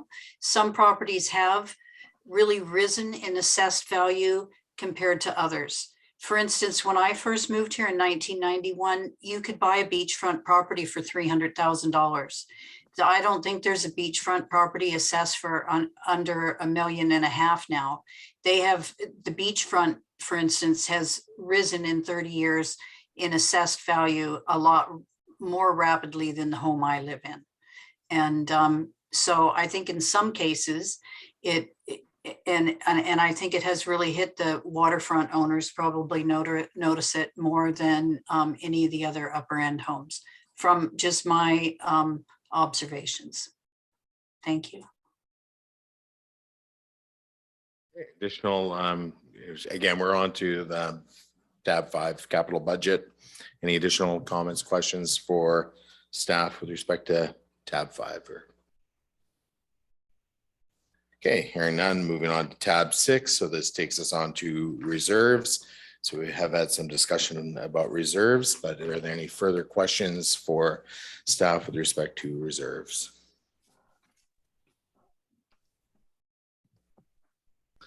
Okay, hearing none, we can move on then to tab 7, which is our financial plan guidelines. So that's pretty straightforward. That's from Councillor Proctor. I'm sorry, I had a question about the DCCs. Oh, okay. So back to reserves. So through to you, Councillor Proctor. I'm wondering if the DCC contributions are going to be able to keep up with the projected costs of road maintenance in the future. Are we going to run out of funds for the road maintenance in our budget? Is it going to be funded by DCCs? Through you, your worship, to Councillor Proctor, I don't believe there is any of the DCC reserves can be used for regular road maintenance. So essentially it is just currently we have the road maintenance reserve, I believe, or the roads infrastructure reserve. And it indicates that reserve has a declining balance. And in fact, if you go to the end of 2024, that reserve is in a negative balance. So we won't be able to fund all of the roads maintenance works that are in the 5-year plan through that reserve for that particular year. And you can see that annual spending on roads infrastructure is anywhere from, or required spending is anywhere from about $200,000 to $1 million a year.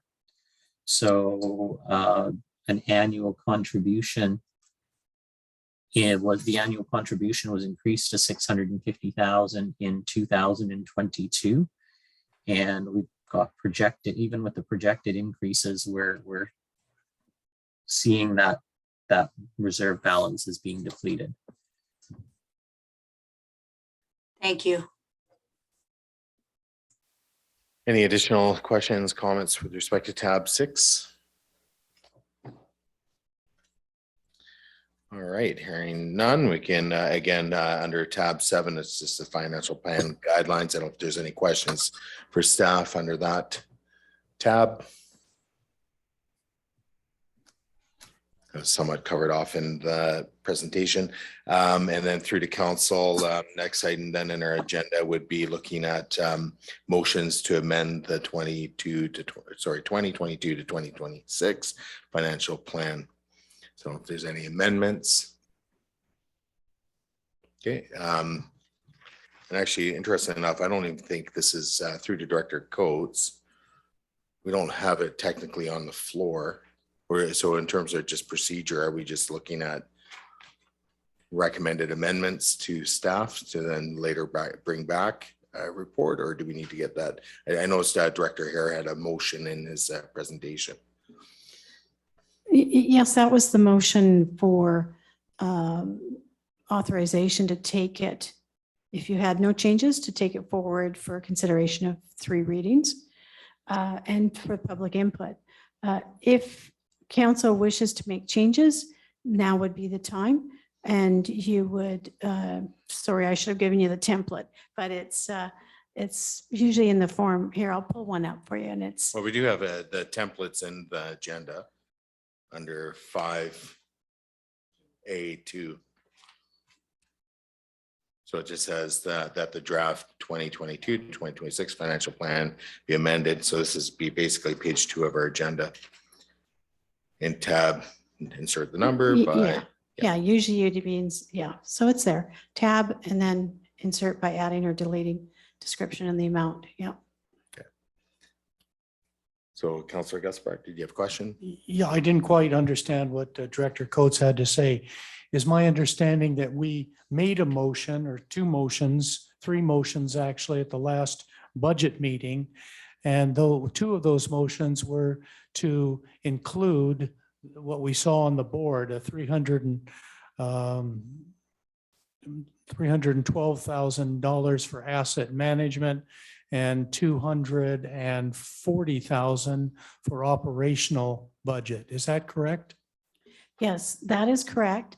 And based on those motions, Director Hare prepared the pages that you have in front of you now. What is showing on the agenda and as well as on the slide, there was a motion, and so you could proceed to that, or you can go into item 5A2 on page 2 of the agenda, where there's a format there if you want to make further changes to the financial plan. Okay, I'm sorry, I'm still having trouble. You say there is a motion on the slide.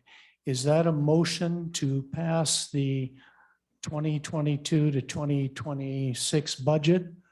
Or are the motions that we passed at the last meeting, the motions that are on the floor and the motions that will go to the public hearing, subject to any amendments that are made? I guess I could refer to Councillor Hare Director Hare on this, but my understanding is that you passed 3 motions at the last meeting. Those have been incorporated into the financial plan. And as well, this is your financial plan. So if at any point in this process, council wants to change something specifically, you can do that. And the form of the motion is on page 2 of the agenda. In the presentation given tonight, there was a closing motion provided. If council wished to not take further amendments and to move forward. And so the motion was, we could pull it up on the screen, but it was to proceed to that you would not require the next financial plan meeting, which was an alternative or an optional meeting, that staff would proceed to prepare to go to the November 24th. I'm struggling here, sorry. To the public input meeting and the special meeting.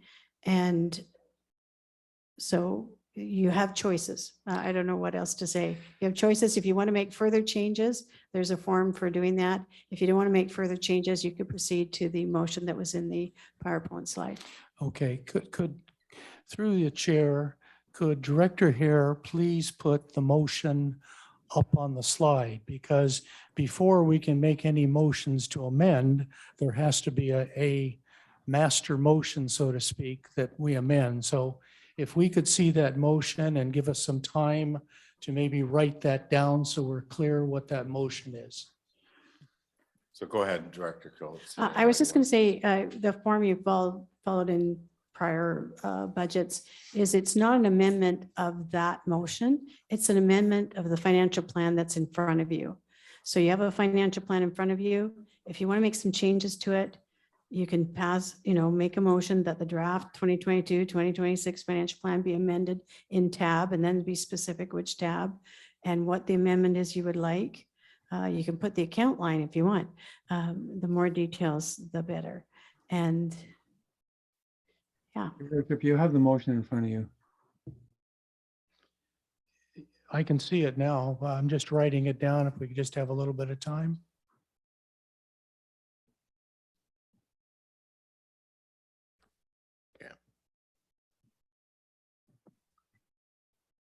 Did you have any further questions, Councillor Gusbrock? And just in terms of clarity, with respect to the 2 motions that were passed last meeting, that was to give staff direction to prepare the financial plan binder and set basically the I forget the lingo that was used, but just set the budgeted, or I forget what it was, let's say the bar anyways for the financial plan. So through to you, Councillor Savage. Yes, I have 4 short and simple amendments, please. We'll start with the first, that the draft 2022 to 2026 financial plan be amended in tab 3, page 3, by increasing the mayor's remuneration to 25,000 per year. I'm sorry, that was a little fast for me. If you could just repeat that slowly, thanks. Okay, it's the generic form you gave us to make motions that the draft 2022 to 2026 financial plan be amended in tab 3, page 3, by increasing No, the there's no page 3, Councillor Savage. mayor's remuneration to 25,000 per year. I believe that would fall. Point of order, I'm not following the pages and the lines that I've been given. I'm not sure where to Okay, look. in that's the- just 2 seconds, Councillor Broad, it's point of information. Through to Director Coates. I'm not following the reference either, so. Oh, man. Is there Or another Director Hare, where would location? that fall? And as well, if you wish to leave this motion on the floor with a correct location, you would also want to add an amendment, to the motion to say, and further that staff be directed to bring forward an amendment to the remuneration bylaw. Point of order. Okay, point of order, Councillor Gus Brown. Yes, remuneration. I'm otherwise happy with the That's not a motion, but point of order. So, That's- yeah, yeah, the point of order is this. We have a remuneration of elected officials remuneration bylaw. To amend that, we have to go through the normal amending processes. I don't believe it can be done simply through the budget. Correct me if I'm wrong. and just as I apologize, it's tab 2, page 3, under council remuneration. Thank you.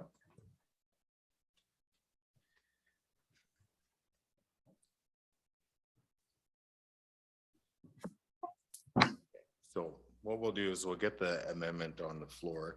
I don't believe it's out of order. I think there's probably a couple different ways to skin a cat here, but unless we have the money in the budget for 2022, no increases can occur. So the amendment to the remuneration bylaw for council would have to come after, but it would need to happen at some point, I'm assuming. So through to staff, if you can confirm. Yeah, yes. This motion would be instructing a change to the financial plan. What I had spoken to earlier was I would also recommend that you add, and then further that, staff be directed to bring forward an amendment to the council remuneration bylaw number 170. Okay, I'll include that, what you said. Thank you. What were those numbers again? It's council remuneration bylaw number 170, 2018. It's the citation of council's remuneration bylaw. No, what was the increase? It was 25,000. It was per year, 25,000. Sorry, Oh, it was an increase to 25,000 per year, not an increase of 25,000. I'll second that.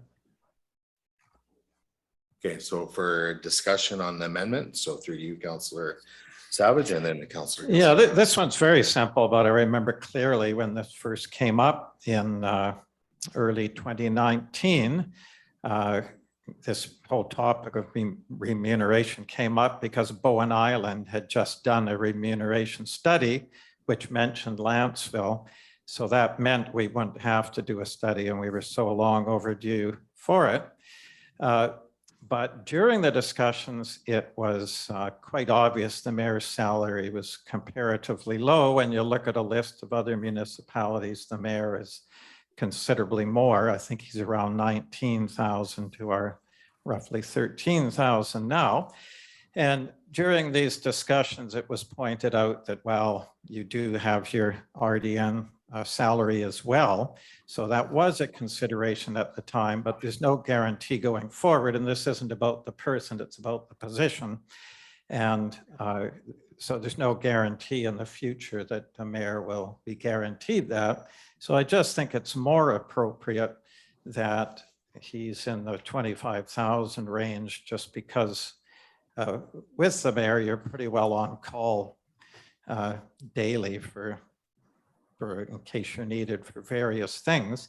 And in Bowen Island, for example, it's 23,353 for the mayor, and Tofino's 23,343, Euclid's 24,000 plus. So, and they're smaller, they have lower populations considerably than we do here. And this was back in December 2018, these figures. And the other factor is, the other reason we made our increase in remuneration was that was the year 2019, the federal government deleted the 1/3 of our remuneration being tax-free. So it put behind, and as a consequence, I had heard that many municipalities that year also increased their remuneration to compensate for the loss of that 1/3 deductibility. So those are basically the reasons. It's just a question of fairness and the ratio of mayor to councillor, having it more in line with what others are. And it's a very small increase, just between $5,000 and $6,000. That's all it is. Thank you. Okay, through to Councillor Gusbrack is the second, or sorry, go ahead, Councillor, or Director Coates. Just for clarity, the bylaw that you currently have, it was amended in 2018. It added at that time a calculation going forward of what the increases would be. So the numbers that are shown in this bylaw are not the numbers of the rates currently in effect. So it would be less than 5,000 or 6,000.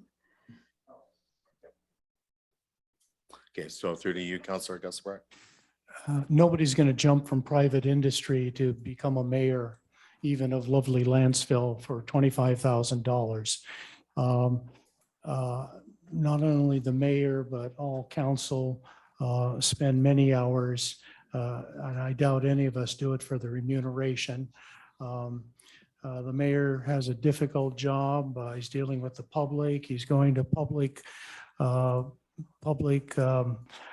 presentations, funerals, et cetera, et cetera. So, for $2 an hour, nobody's going to jump at it, but I'm in favor of it. It may be some inducement for future mayoral hopefuls, but let's do it.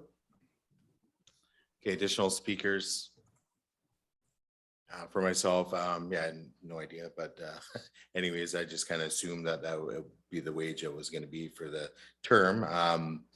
And it is one of those rare items that as a mayor, it's, I'm not in conflict speaking about an increase for myself, but again, like Councillor Gusbrack's indicated, you don't necessarily sign up to do this for the money. It is there's a lot of hours that are put in, and it's, if anything, it's just trying to keep up with what it seems to be a fair across the board and with my counterparts and other municipalities. So just like everybody else that asks for maybe a little bit of fairness, I think this is all this does. It brings up to a fair comparable to other municipalities. Additional speakers. So we have Councillor Wilson. I can get behind this, and I do think that it is important that when we make decisions such as this one, that we are looking at what other municipalities of similar size are doing, not just when it comes to the mayor remuneration, but when it comes to staffing levels of service. And I think that this ties in with that as well. So I can get behind this as well. All right, any additional speakers before I call the question on the amendment? Okay, all those in favor and opposed? Noting that Councillor, is that unanimous, or was that Councillor Proctor opposed? I raised my hand at the same time Councillor Wilson did. Oh, I'm sorry, it for was the just a motion. little bit of delay on our screen here, that's all. All right, so And that's Councillor carried Wilson unanimously. wasn't delayed? Well, I don't know, it was when I looked up, yours was behind his. All right, additional amendments. Okay, through to you, Councillor Savage.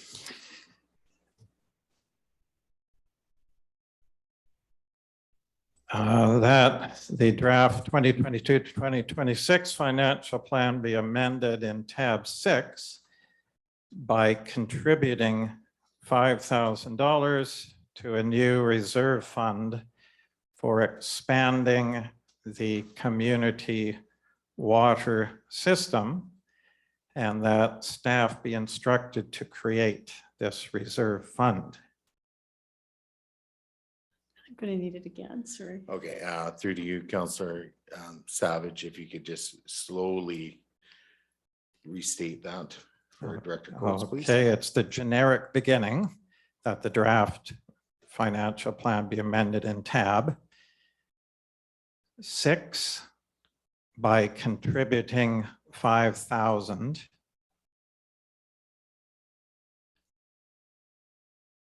to a new reserve fund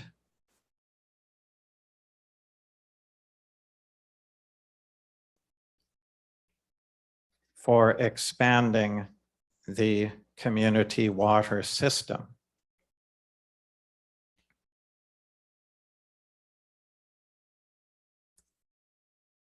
And that staff be instructed to create this reserve fund.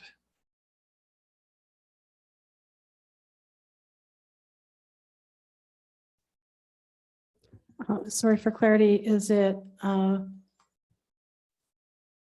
contributing 5,000 in each year of the financial plan, or is it in 2022 or? I'll amend that by contributing 5,000 in 2022. Second.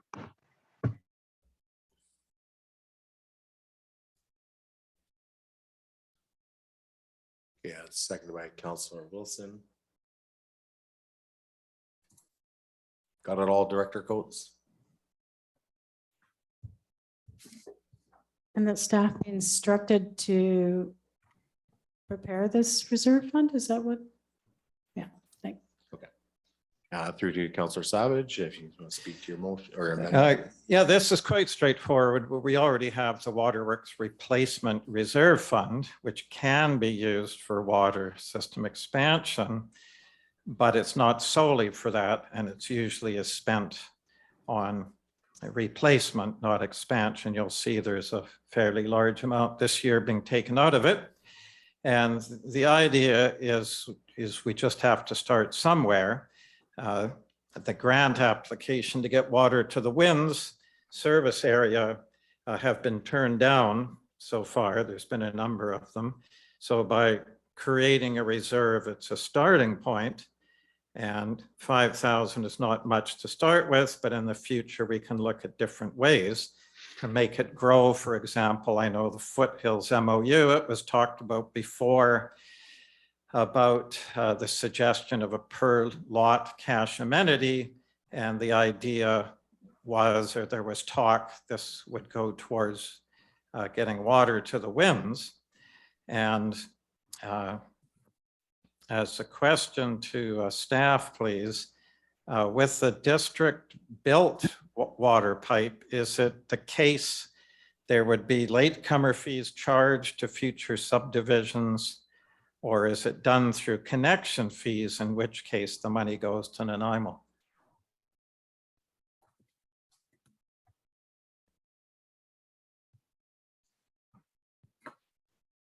Connection fees go to Nanaimo under the agreement with Nanaimo.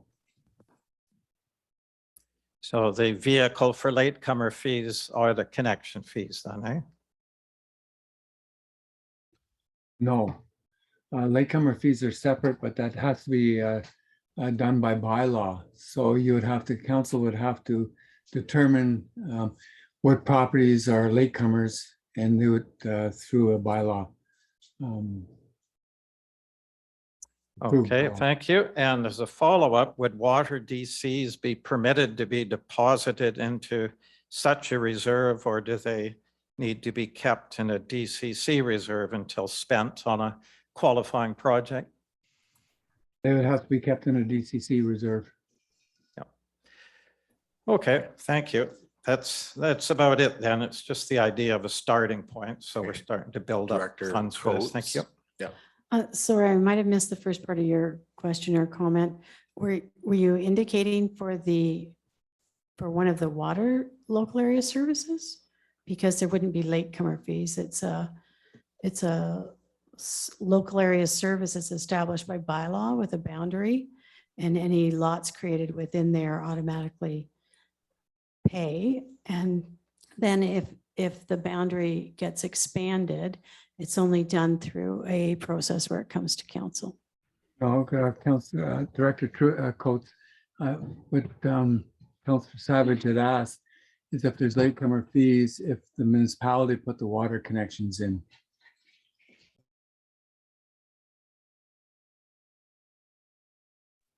Or I should say So it would not be a local area service. Thank you. Okay. Tricky information. Councillor Wilson as the seconder. Oh, sorry, and I just want to clarify, it was for staff be instructed to prepare this reserve fund. So just for clarity, 99% of the time, your reserve funds have been established by bylaw. That would come back to council. Would you need that word added, Director Coates, like reserve fund bylaw, or does it?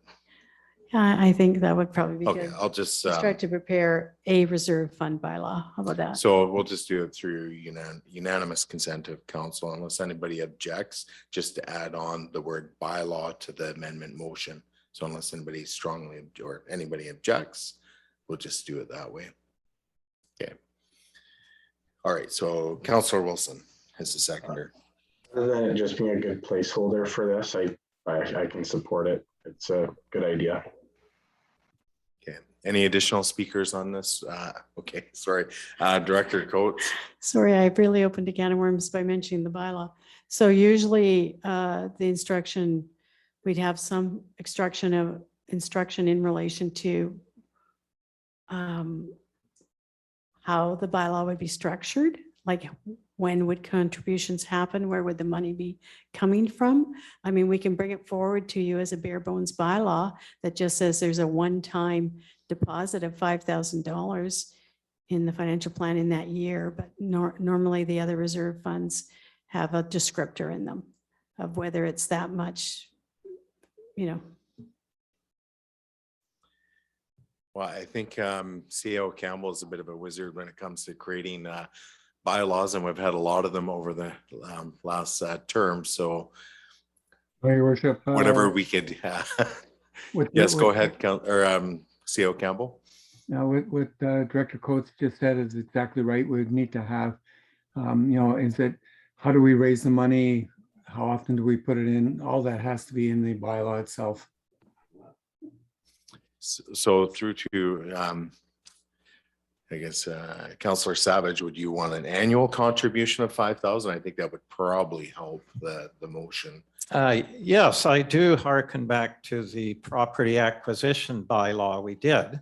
And I remember it was very lean the first year, and it's quite optional each year, but I think there may be a minimum each year. I'm not sure. So if we did have that 5,000 per year then out of taxation, then I don't think that's onerous, and that would simply be a minimum amount. And as we ran into other funding, we could. So if I may, Councillor Savage, and just again, by unanimous consent through to council, just add the word annual after, annual contribution. So it'd be an annual contribution of 5,000. So again, just through, if any member of council objects, this would be the time to object. And we're just kind of creating an amendment motion that kind of works on the fly. But anyways, Councillor Gelsenbart. Yes. $5,000 is not going to make any difference in this budget. I'm confused by the responses we've gotten from CAO Campbell as well as Director Coates. I think there's much more to implement Councillor Savage's proposed amendment here. I recall that when we did the land acquisition bylaw as a separate bylaw, it was brought by staff to council with a report that we acted on. We're now in budget discussions. I'm uncomfortable with the sort of patched together wording we have here. It's always good to get proposed amendments ahead of time so that we have a chance to think about them. So I'm going to propose that without dismissing this amendment out of hand, I'm going to propose that we postpone this amendment to the next budget meeting with the hope that in the meantime, Councillor Savage will work with staff to flesh this out and see if there's any hidden minefields in attempting to implement it. So that's my motion to postpone to the next budget meeting.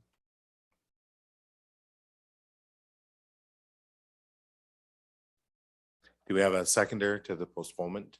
So that'd be to November 8th, I believe. Is that right? November 8th? That'd be our next. That's what I was, yes. Okay, so that's seconded by Councillor Proctor. And then again, it's just. That's a Monday special council meeting that was for the financial plan to be held if required. So this would make it required. So November 8th. So through to staff, we do have the other motion, that we'll likely look at the end of the meeting.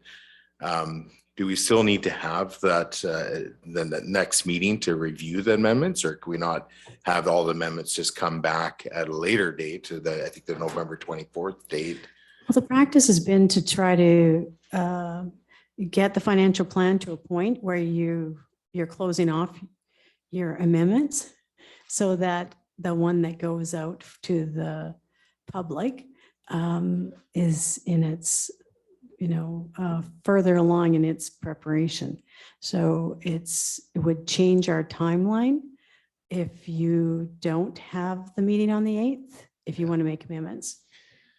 Okay, fair enough. And I just through to council, I think the November 8th meeting would just be more of a housekeeping meeting, make sure council is comfortable with the wording of the amendments or the amended plan, but I don't think any further amendments would be warranted at that time. It'd probably be a little out of order to bring those unless there's really strong rationale to do so. But for clarity, this amendment won't be in it. No. In the financial plan because it's still on the floor. Next. Yeah. Okay, so Director Hare, I see your hands up, and I think I saw Councillor Wilson's hand go up as well. So Director Hare.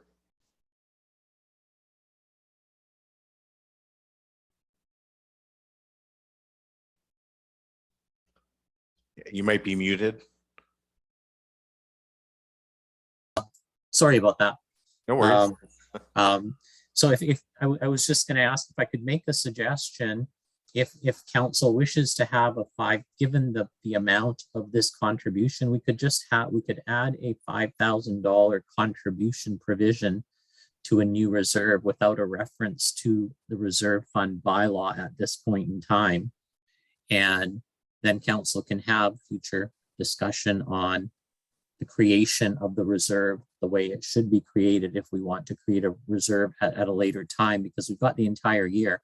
All we want to do is get a $5,000 provision in the budget with the intention of a contribution to a reserve here. And we should be able to do that. Okay, that makes perfectly good sense to me. Through to Councillor Wilson.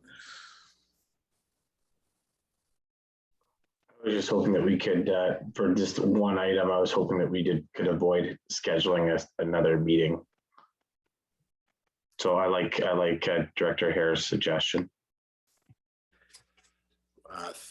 Through to staff, I believe we have another meeting because there's already been an amendment made regarding the mayor's salary piece.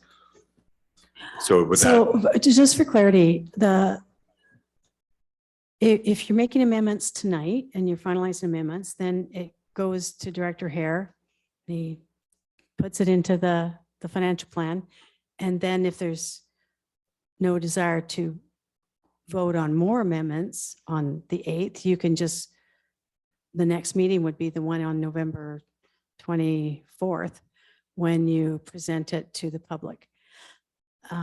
Even with the motion that was here, I don't think there was any intention that you were doing the bylaw before the financial plan.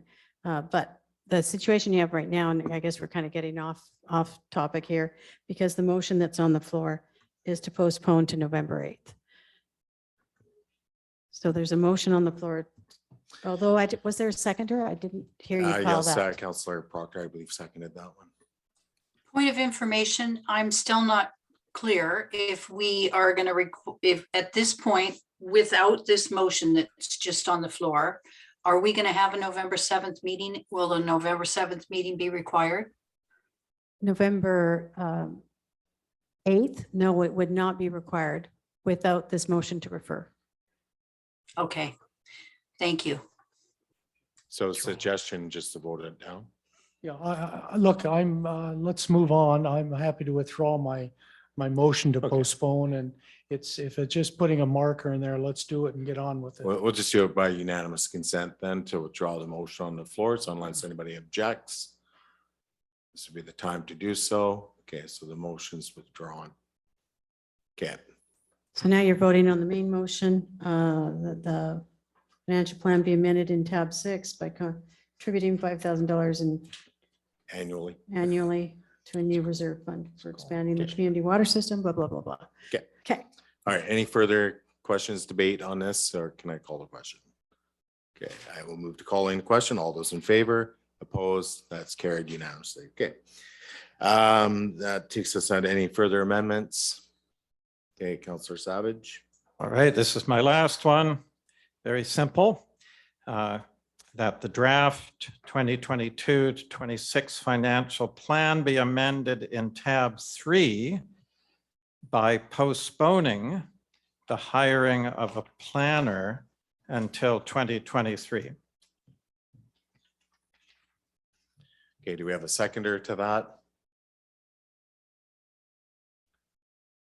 Okay, hearing no seconder, it lacks, or it fails due to lack of seconder. So Okay, I have an amendment to that. Oh, it fails. I'd have another last quick motion then, please. All right, so go ahead. That the draft 2022 and 2026 financial plan be amended in tab 3 by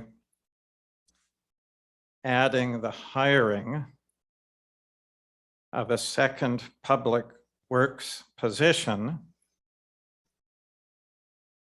and removing the hiring of a planner.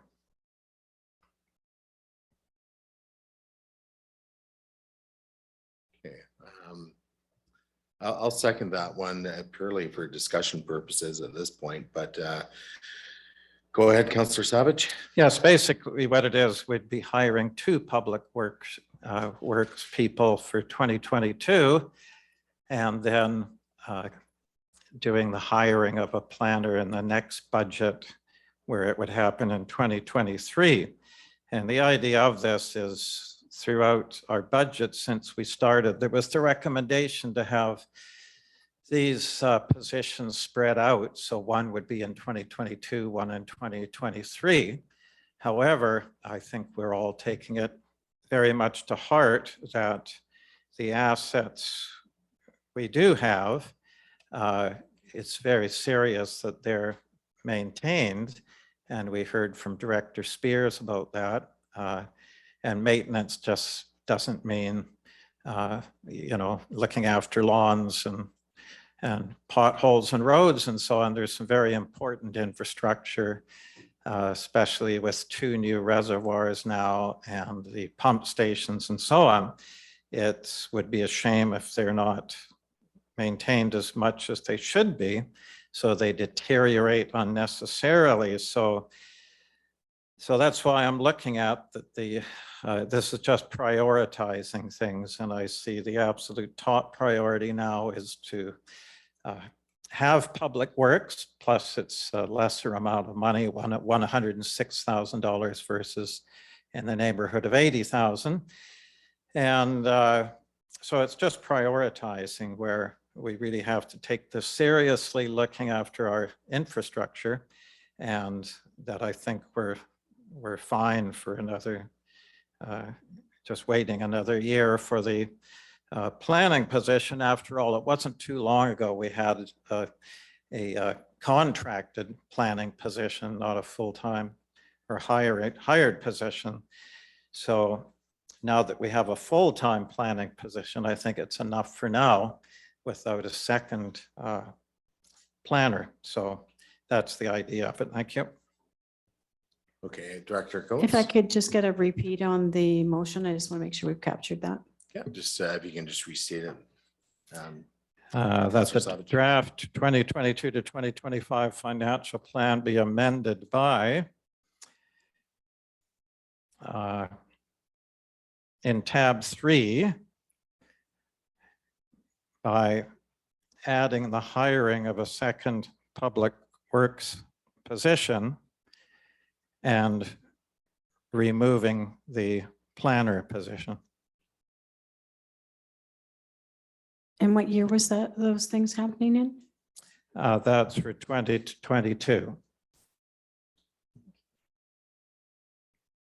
And sorry, it was 2022 to 2026. I think the first statement you said 2025. So, Yes. okay, thanks. For myself, yeah, this is interesting. With respect to the public works position that's already in the financial plan. So I guess my question would be directed to Director Hare. I recall from the presentation that that would be funded not from taxation or property taxation. What would be the funding sources for the first public works position? The position is funded through non-taxation revenue.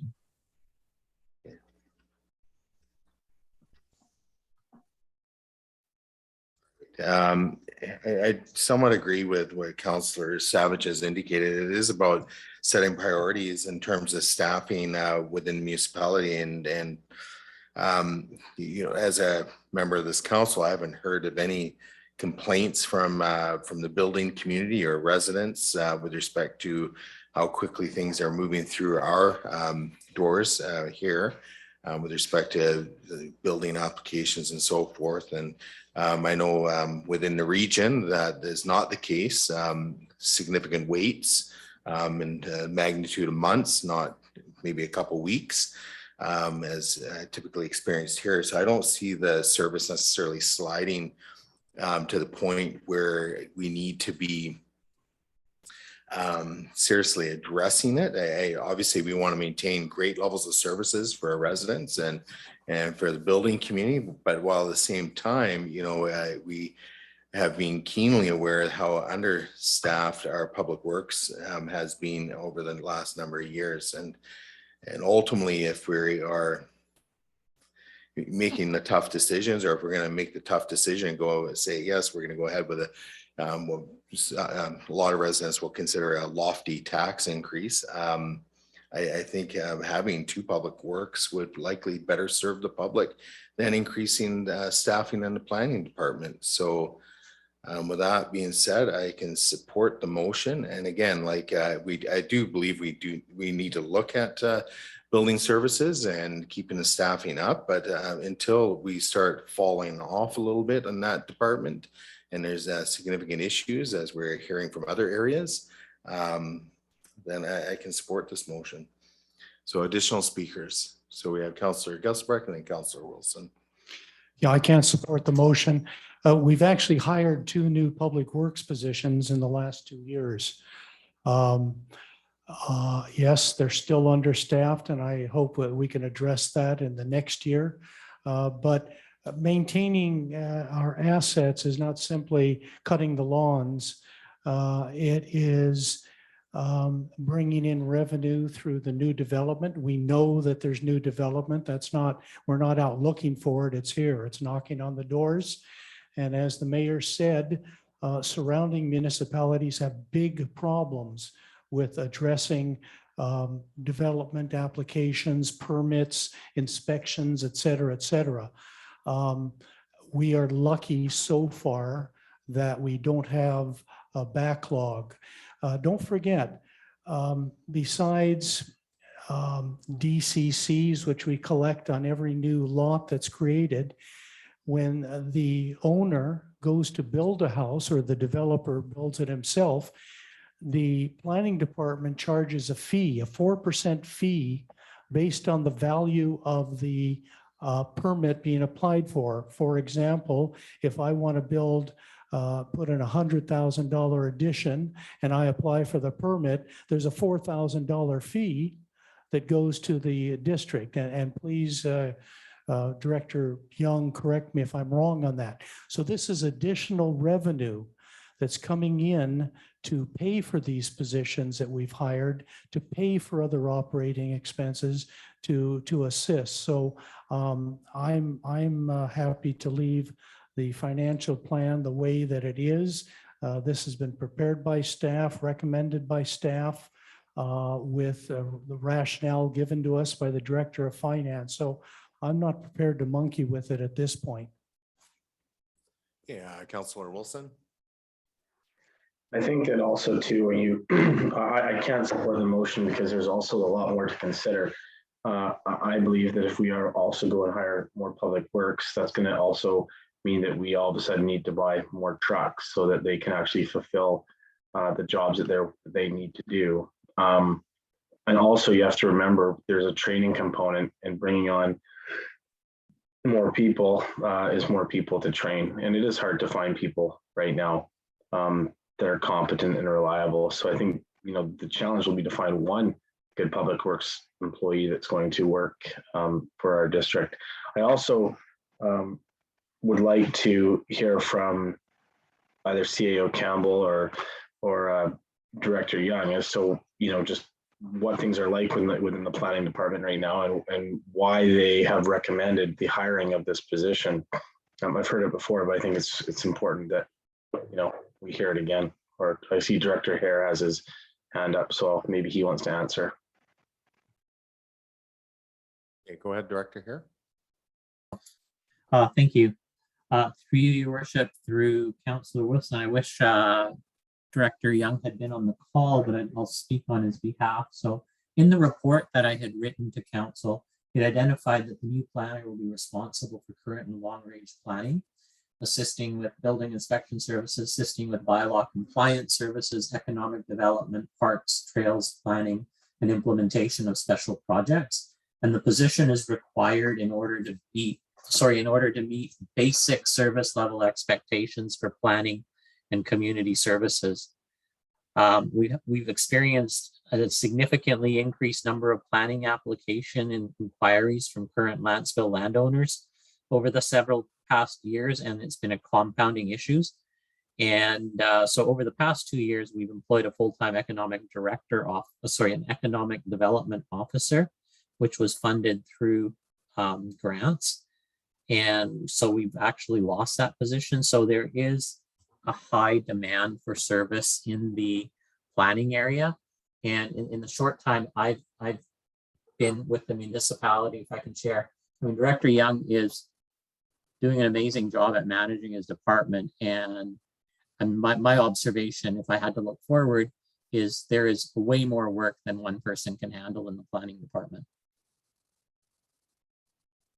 Your Worship, if you take a look at the report, exactly what Director Hare just said, the last 2 years, we've had a economic development officer. We don't have that anymore. This proposed planning position will take that on, as well as the other things outlined within the report. Okay, any additional follow-ups, Councillor Wilson? Okay, any further debate from council? I'm likely inclined to call the question here.